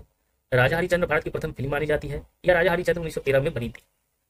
इन तीनों के बारे में अगर हम बात करें, इनमें से कौन सा सही है? पहला, दूसरा, तीसरा, तीनों सही है, ये पहला दूसरा सही है, ठीक है। तो देखिए इसके जो राजा हरिश्चंद्र थे, दादा साहब फाल्के पुरस्कार दिया जाता है, किसलिए? क्योंकि ये फिल्म जो टॉप लेवल की थी। राजा हरिश्चंद्र फिल्म का जो निर्देशन डायरेक्टर किए थे वो दादा साहब फाल्के ने ही किया, ठीक है, ये ध्यान रखना। फिर दूसरा क्या है कि राजा हरिश्चंद्र भारत की प्रथम फिल्म मानी जाती है। तो ये भारत की प्रथम पूर्ण लंबाई वाली जो फीचर फिल्म मानी जाती है वो कौन मानी जाती है? राजा हरिश्चंद्र ही मानी जाती है, ठीक है। और ये जो थे फिल्म 1913 में बनी थी, ठीक है। और पहली बार जो था ये मुंबई की एक सिनेमा हॉल था जिसका नाम है कोरोनेशन हॉल, ठीक है, कोरोनेशन फिल्म हॉल था, उसी में ये चलाया गया था 1913 में। 1913 अंग्रेजों के जमाने की बात हो रही है, ठीक है। ये तीनों सही है राजा हरिश्चंद्र के बारे में, यानी उसका आंसर हो जाएगा उपयुक्त में से सभी। नेक्स्ट है 61 नंबर क्वेश्चन। क्या कर रहा है क्वेश्चन 61 नंबर कि भारत पर हून वंश का आक्रमण किसके शासन काल में हुआ था? तो देखिए ये हुआ था चंद्रगुप्त द्वितीय के काल में, कुमारगुप्त के काल में। तो ये गुप्त वंश का शासन था। जब हुनों का आक्रमण हुआ था तो ये गुप्त वंश का शासन था। पहला जो आक्रमण हुआ था हुनों का वो 455 से 467 या 66 के समय हुआ था, कंफर्म नहीं है, लेकिन 455 या 66 या 67 के समय में हुआ था।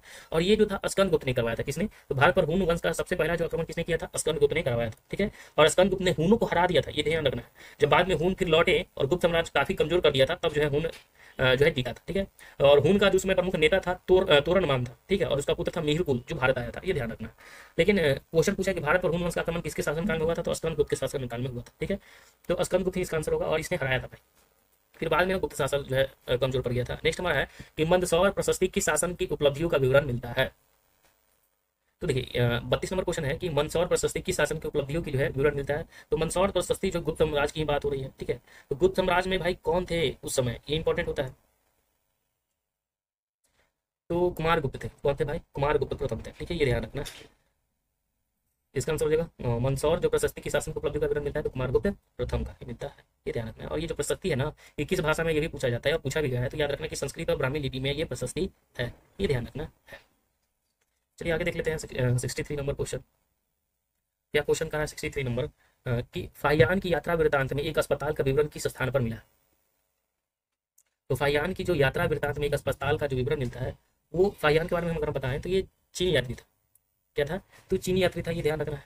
और ये बौद्ध यात्री था, ये भी याद रखना है कि फाहियान जो था बौद्ध यात्री था और चीन का बौद्ध यात्री था, जो 399 से 414 ईस्वी के बीच में ये भारत पहुंचा था। ठीक है, और इसकी एक यात्रा वृत्तांत भी है जिसका नाम क्या है? फूगो जी इसी ने लिखा था। ठीक है, ये ध्यान रखना है। तो उस समय पाटलिपुत्र में कुमारगुप्त और चंद्रगुप्त द्वितीय के समय की राजधानी थी पाटलिपुत्र, ये ध्यान रखना। तो उसी में अस्पताल यानी आरोग्यशाला का उल्लेख इसने किया था। ठीक है, कि कहाँ पे जो फाहियान की यात्रा वृत्तांत मिलता है कि अस्पताल है भाई, तो पाटलिपुत्र यानी मिलता है। ठीक है, तो ऑप्शन से भी यहाँ तो डायरेक्ट पटना पाटलिपुत्र जो शहर था बहुत इंपॉर्टेंट था भाई उस समय का, तो ये ध्यान रखना है।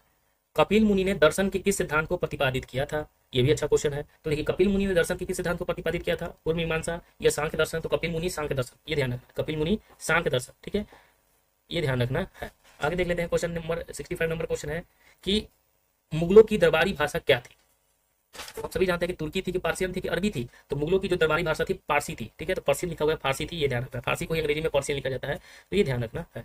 आगे क्वेश्चन देख लेते हैं 66 नंबर क्वेश्चन क्या है कि नरोज पर्व जो मुगलों ने किया था, तो नरोज पर्व जो मुगलों ने लिया था, किसे लिया था? तो नरोज पर्व यहूदी लोग मनाते हैं, ये ध्यान रखना है। नेक्स्ट क्वेश्चन हमारा 67 नंबर क्वेश्चन कि गुरु नानक ने किस गुरु को अपना उत्तराधिकारी बनाया था? तो देखिए गुरु नानक जो थे वो गुरु रामदास को बनाए थे, गुरु अमरदास को बनाए थे, गुरु हरराय को बनाए थे, गुरु अंगद को बनाए थे।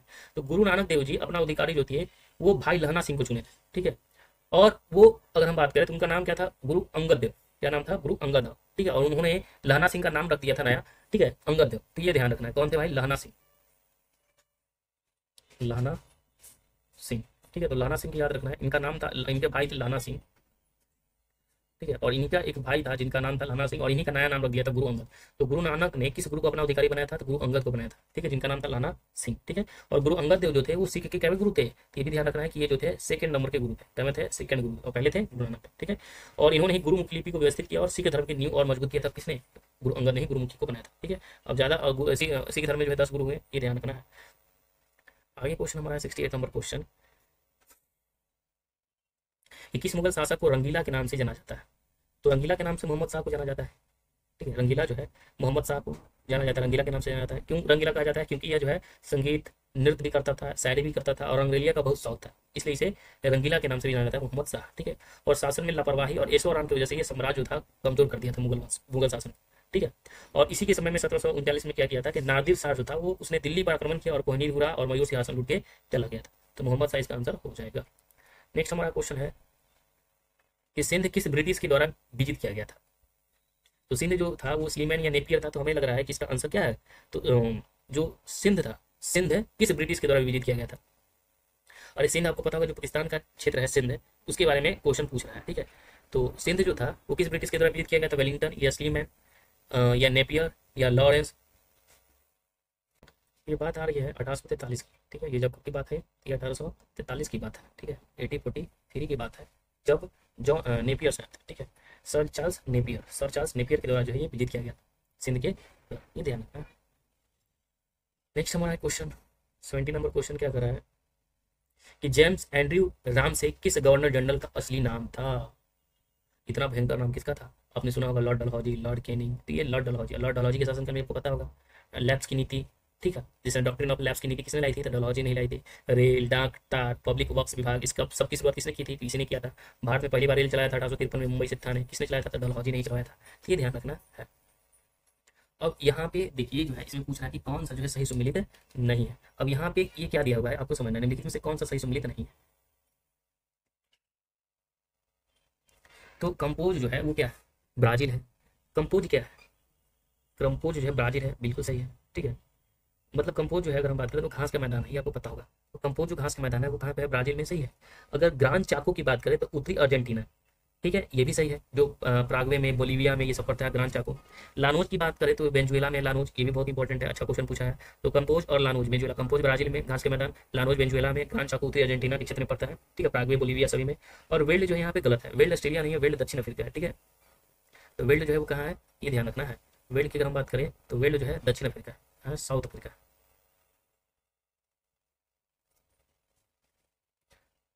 नेक्स्ट है 72 नंबर क्वेश्चन।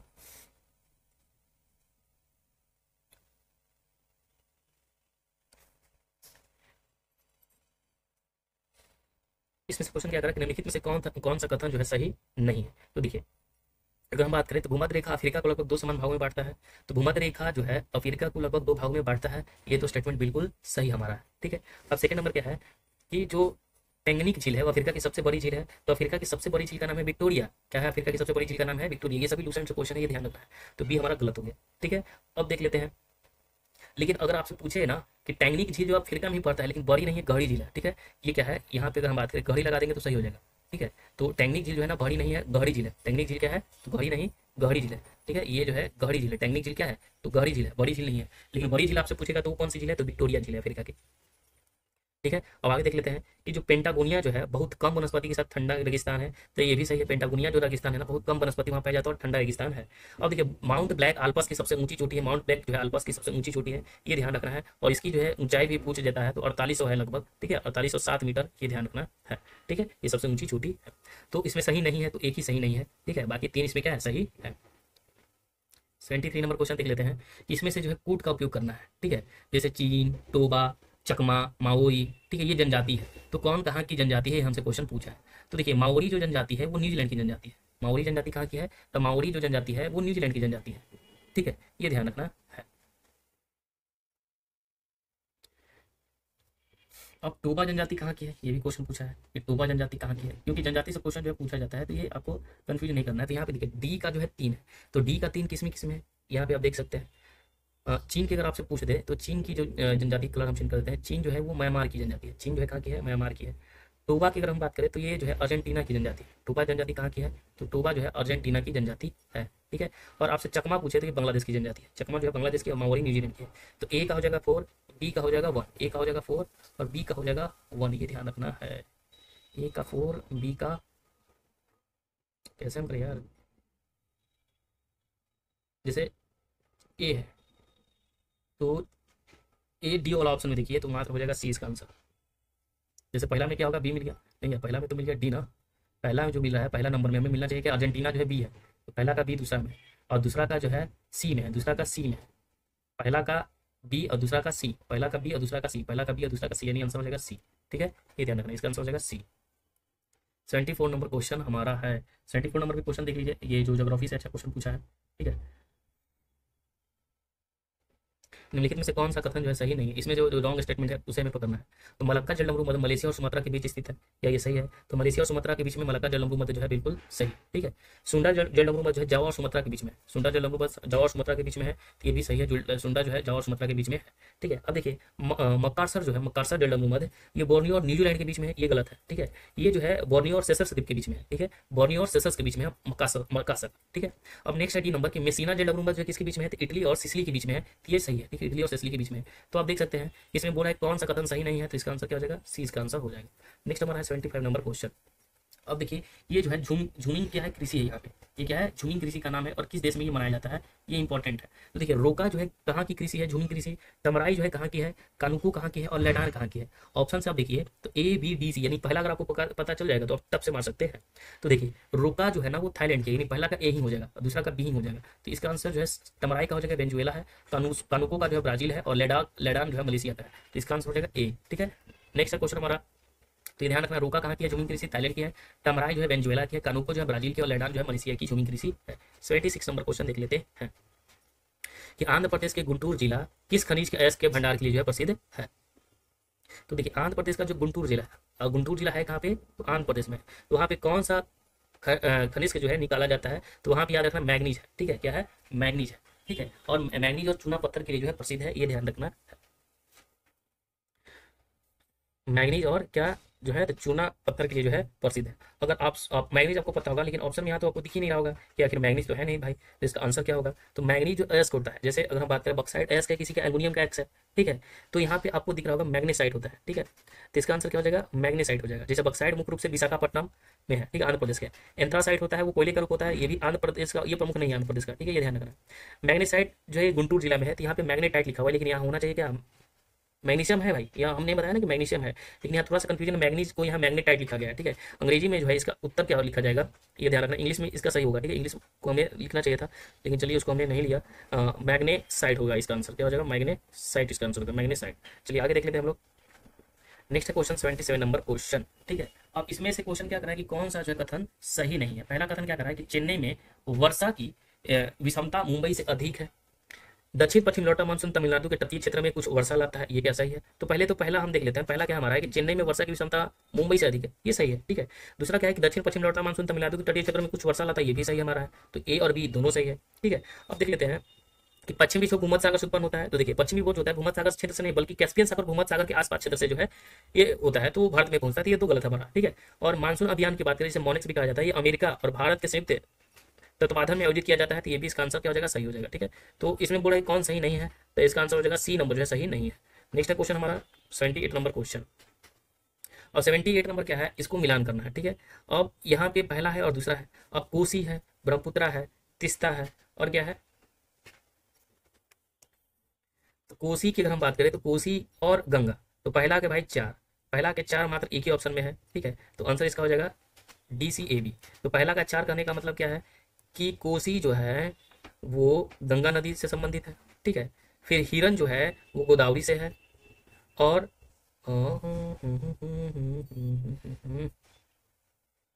यहीं पे तो मिस्टेक कर दिया हम। कोसी जो है कोसी यानी चार का होना चाहिए क्या, डी।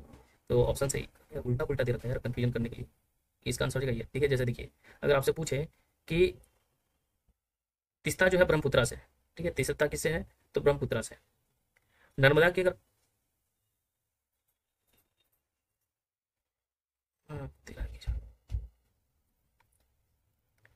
कोसी गंगा, चार का ए होगा। ठीक है, तो चार का ए कहने का मतलब है कोसी गंगा हो जाएगा। नेक्स्ट हमारा है क्वेश्चन कि तिस्ता जो हो जाएगा ब्रह्मपुत्रा। ठीक है, अब मिलान कर देते हैं सही। अब देखिए नर्मदा जो हो जाएगा वो हिरन। ठीक है, और आपसे पूछ रहे कि पूर्णा जो हो जाएगा गोदावरी, ये इसका आंसर हो जाएगा। चलिए आगे देख लेते हैं हम लोग क्वेश्चन। नेक्स्ट है 79 नंबर क्वेश्चन, स्वर्णिम चतुर्भुज के चार खंड किन शहरों को जोड़ते हैं। अब देखिए स्वर्णिम जो चतुर्भुज है ना वो सड़क को जोड़ता है। ठीक है, वो क्या करता है, स्वर्णिम चतुर्भुज जो है वो सड़क को जोड़ता है, यानी गोल्डन क्वाड्रिलेटरल जो है भारत का दिल हाईवे नेटवर्क भी से कहा जाता है, ये ध्यान रखना है। और अगर हम बात करें इसमें, तो सबसे पहले पूर्व की ओर जाने वाला खंड जो है दिल्ली से कोलकाता हो गया। ठीक है, दिल्ली से कहाँ हो गया, कोलकाता हो गया। फिर कोलकाता से चेन्नई हो गया। तो पहले कोलकाता से दिल्ली यानी दिल्ली से कोलकाता करने का मतलब है पहला हो गया, तो दिल्ली से कोलकाता यानी चार पहले नंबर पर हो जाएगा।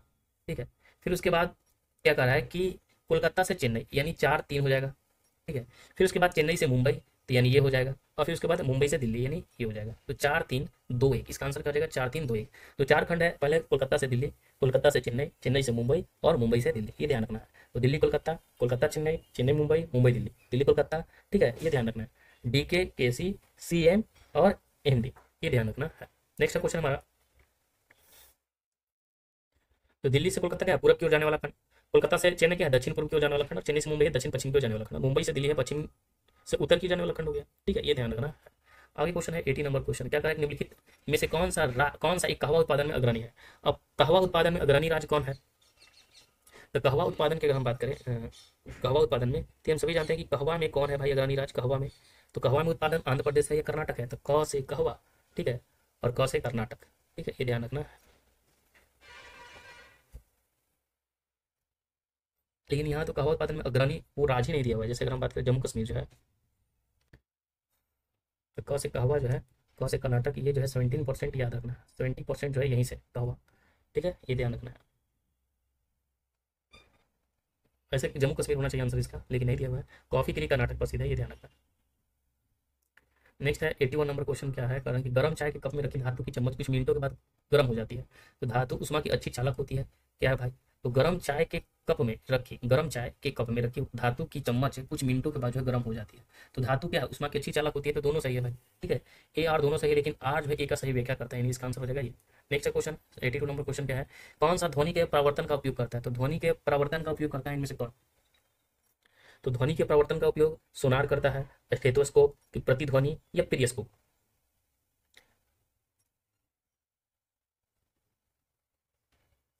तो सोनार जो होता है ना वो पूर्ण आंतरिक प्रवर्तन पे कार्य करता है। ठीक है, तो जैसे अगर हम बात करें सोनार की, तो सोनार के बारे में याद रखना है, इसका फुल फॉर्म पहले इंपॉर्टेंट होता है, कभी भी एग्जाम में पूछा जाता है सोनार का फुल फॉर्म।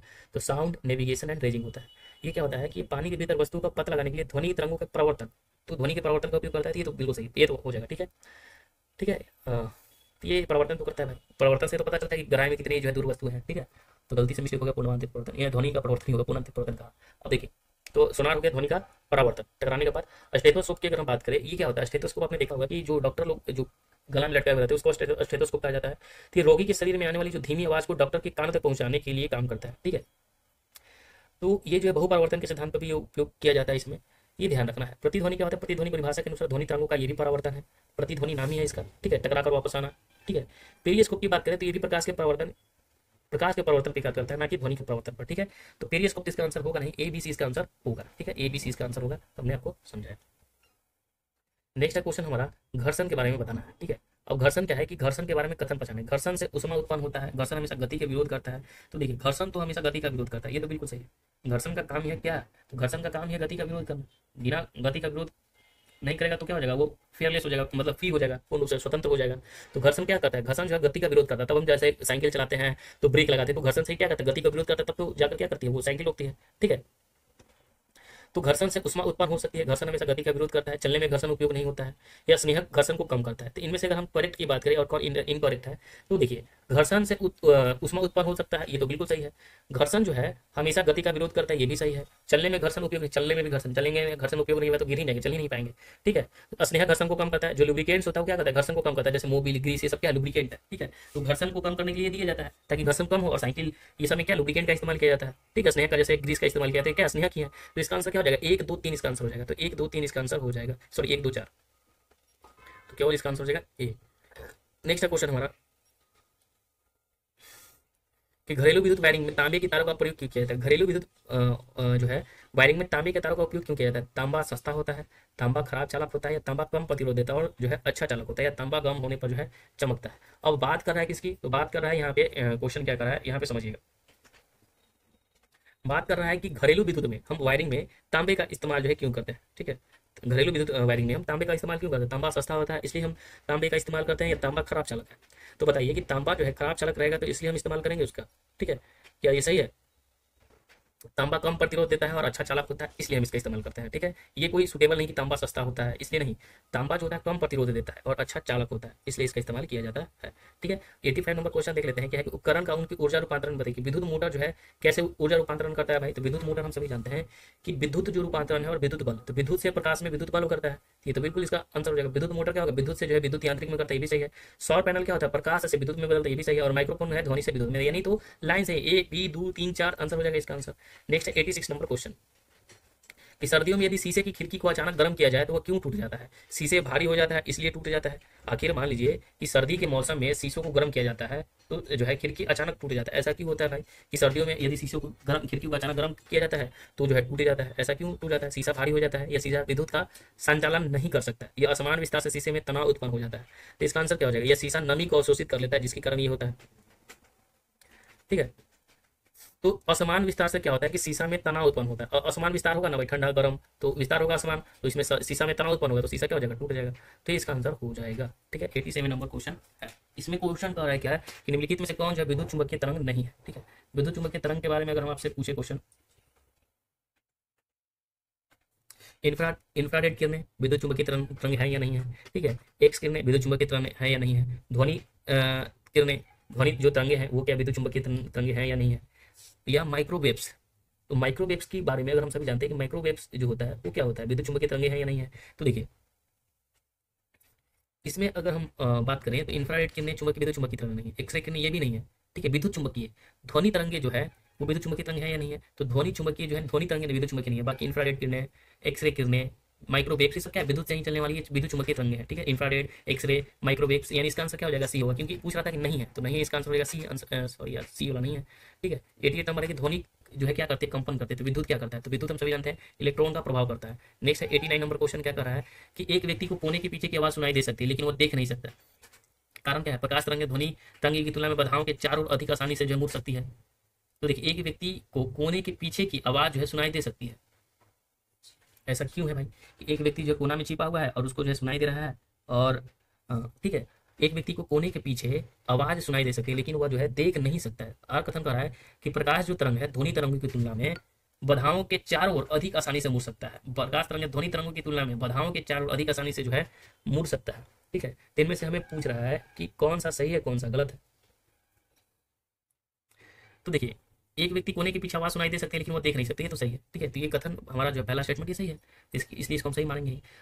कथन आर की बात करें, प्रकाश तरंगे ध्वनि तरंग की तुलना में बाधाओं के चारों ओर अधिक आसानी से मुड़ जाता है, ये भी सही है कि प्रकाश तरंग जो होता है ध्वनि तरंग की तुलना में बाधाओं के चारों ओर अधिक आसानी से मुड़ जाता है। ये आर दोनों सही, लेकिन आर ए का सही व्याख्या है, यानी इसका आंसर क्या हो जाएगा,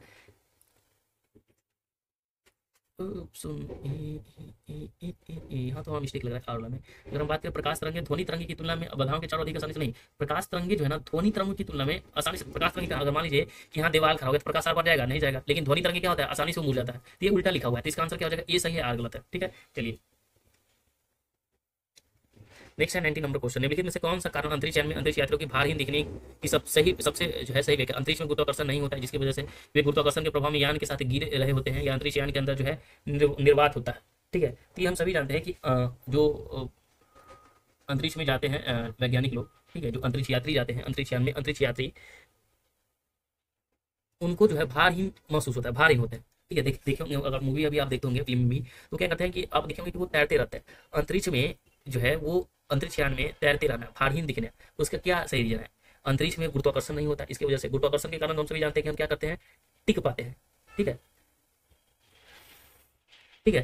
तो ये मोमेंटम, मतलब ये जो ऑप्शन पहला है अंतरिक्ष में गुरुत्वाकर्षण नहीं होना, ये सही नहीं है, क्योंकि अंतरिक्ष यान की बात कर रहा है, ठीक है। वे गुरुत्वाकर्षण के प्रभाव में यान के साथ गिर रहे होते हैं। हाँ, ये गुरुत्वाकर्षण के प्रभाव में, इसका आंसर क्या हो जाएगा, डी होगा, कि ये गुरुत्वाकर्षण के प्रभाव में जो है यान के साथ गिर रहे होते हैं, ठीक है। अंतरिक्ष यान के अंदर निर्वात होता है, कक्षा में उनके दरमियान सुन हो जाता है, तो ये सब नहीं होगा, इसका आंसर हो जाएगा 90 के बी आंसर हो जाएगा, ठीक है। 91 नंबर क्वेश्चन देख लेते हैं, निम्नलिखित में से कौन सा सजातीय मिश्रण नहीं है, ठीक है। सजातीय मिश्रण नहीं है, सजातीय मिश्रण कहने का मतलब क्या होता है, यहाँ पे हमें समझना पड़ेगा कि इनमें से कौन सा जो है सजातीय मिश्रण नहीं है, ठीक है। अब देखिए सजातीय मिश्रण की अगर हम बात करें तो पीतल क्या है, सजातीय मिश्रण है, मतलब बहुत सारे जातियों का मिश्रण, तो हो गया क्या, सजातीय मिश्रण हो गया। अब देखिए हम सभी जानते हैं कि पीतल जो होता है मिश्रण होता है भाई, पीतल जो होता है किसी ना किसी का मिश्रण है।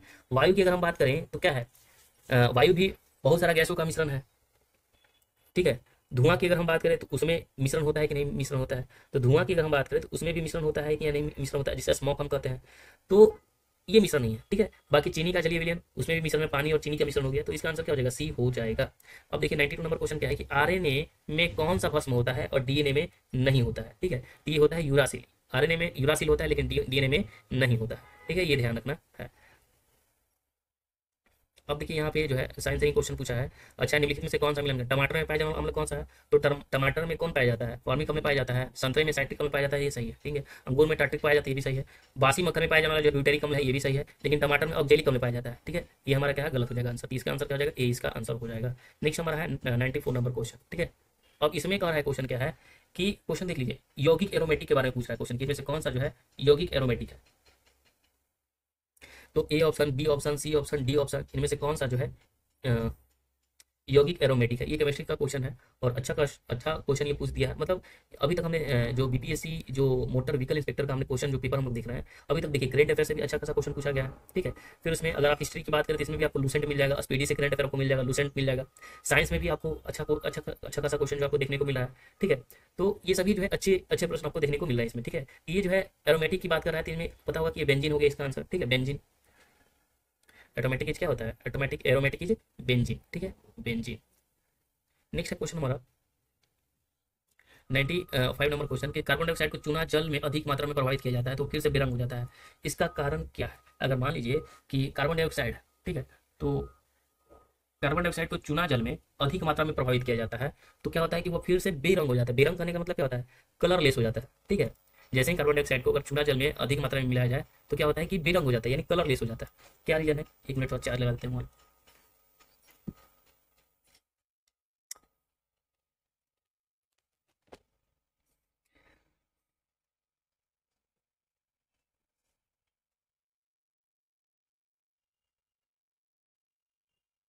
तो देखिए इसका क्या रीजन होता है? कैल्शियम बाइकार्बोनेट रीजन है। इसका आंसर क्या हो जाएगा? कैल्शियम बाइकार्बोनेट हो जाएगा, ठीक है। नेक्स्ट है 96 नंबर, निम्न में से कौन सा विद्युत का संचालन करता है?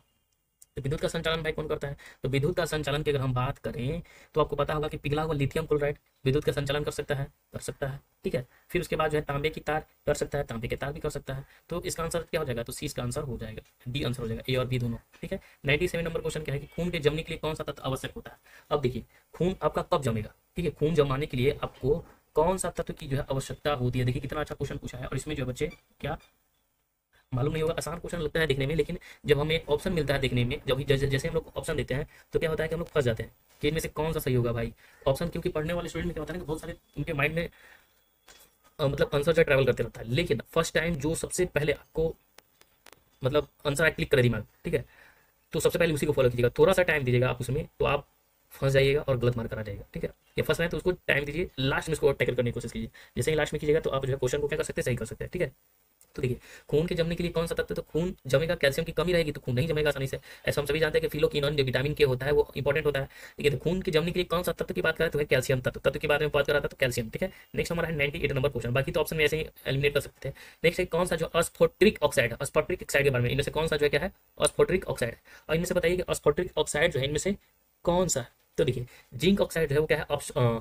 याद रखना है कि जिंक ऑक्साइड जो है ऑफ सॉरी अम्फोट्रिक ऑक्साइड है। क्या है? जिंक ऑक्साइड अम्फोट्रिक ऑक्साइड है, ठीक है, ये ध्यान रखना है। अब 99 नंबर क्वेश्चन है कि किसी तंत्र के हीट कन्वेंट को क्या कहा जाता है? किसी तंत्र के हीट कंटेंट को क्या कहा जाता है? तो उसे कहा जाता है एंथैल्पी, एंथैल्पी, ठीक है। किसी एंट्रोपी नहीं, एंथैल्पी कहा जाता है। किसी तंत्र के हीट कंटेंट को क्या कहा जाता है? तो याद रखना है कि एंथैल्पी कहा जाता है। नेक्स्ट क्वेश्चन कि वॉशिंग सोडा का रासायनिक नाम क्या है? तो वॉशिंग सोडा, खाने वाला सोडा, धोन सोडा, ये सब जो है रासायनिक सूत्र पूछा जाता है, ठीक है। तो हम सभी जानते हैं कि खाने वाला सोडा क्या होता है? सोडियम बाइकार्बोनेट, ठीक है। और धोने वाला सोडा क्या होता है? सोडियम कार्बोनेट होता है, Na2CO3 इंटू 10H2 होता है, ठीक है। तो सोडियम क्या होता है? कार्बोनेट होता है। और खाने वाला सोडा क्या होता है? सोडियम बाइकार्बोनेट होता है। और धोने वाला सोडा वॉशिंग सोडा जिसे धोने वाला सोडा भी कहा जाता है, इसे सोडियम कार्बोनेट। सूत्र भी याद रखना है, अगर आपसे पूछ दे तो ये हम लिख देते हैं यहाँ पे। क्या होता है? Na2CO3 इंटू 10H2O, ठीक है, ये होता है, ठीक है। तो ये आपको मालूम होना चाहिए। Na2CO3 इंटू 10H2O, ठीक है। अब बताइए कैसा एनालिसिस लगा, ठीक है। तो बीपीएससी के द्वारा और बहुत सारे एग्जाम कंडक्ट करवाए गए हैं, उन सबका जो हम लोग एनालिसिस देख लेंगे और बाकी तो प्रैक्टिस से चलता रहेगा सब चीज़ का। तो कैसा क्लास रहेगा जरूर लाइक कीजिएगा और चैनल को सब्सक्राइब कर लीजिएगा ताकि आप तक जो है महत्वपूर्ण जो भी एजुकेशन से संबंधित हम अपलोड करें, जो भी कंटेंट अच्छा ही रहेगा तो वो आपको पहुंच पाए आप तक, ठीक है। इसलिए चैनल को सब्सक्राइब कर लीजिएगा। बाकी जय राम राम, जय हिंद, जय श्री कृष्ण।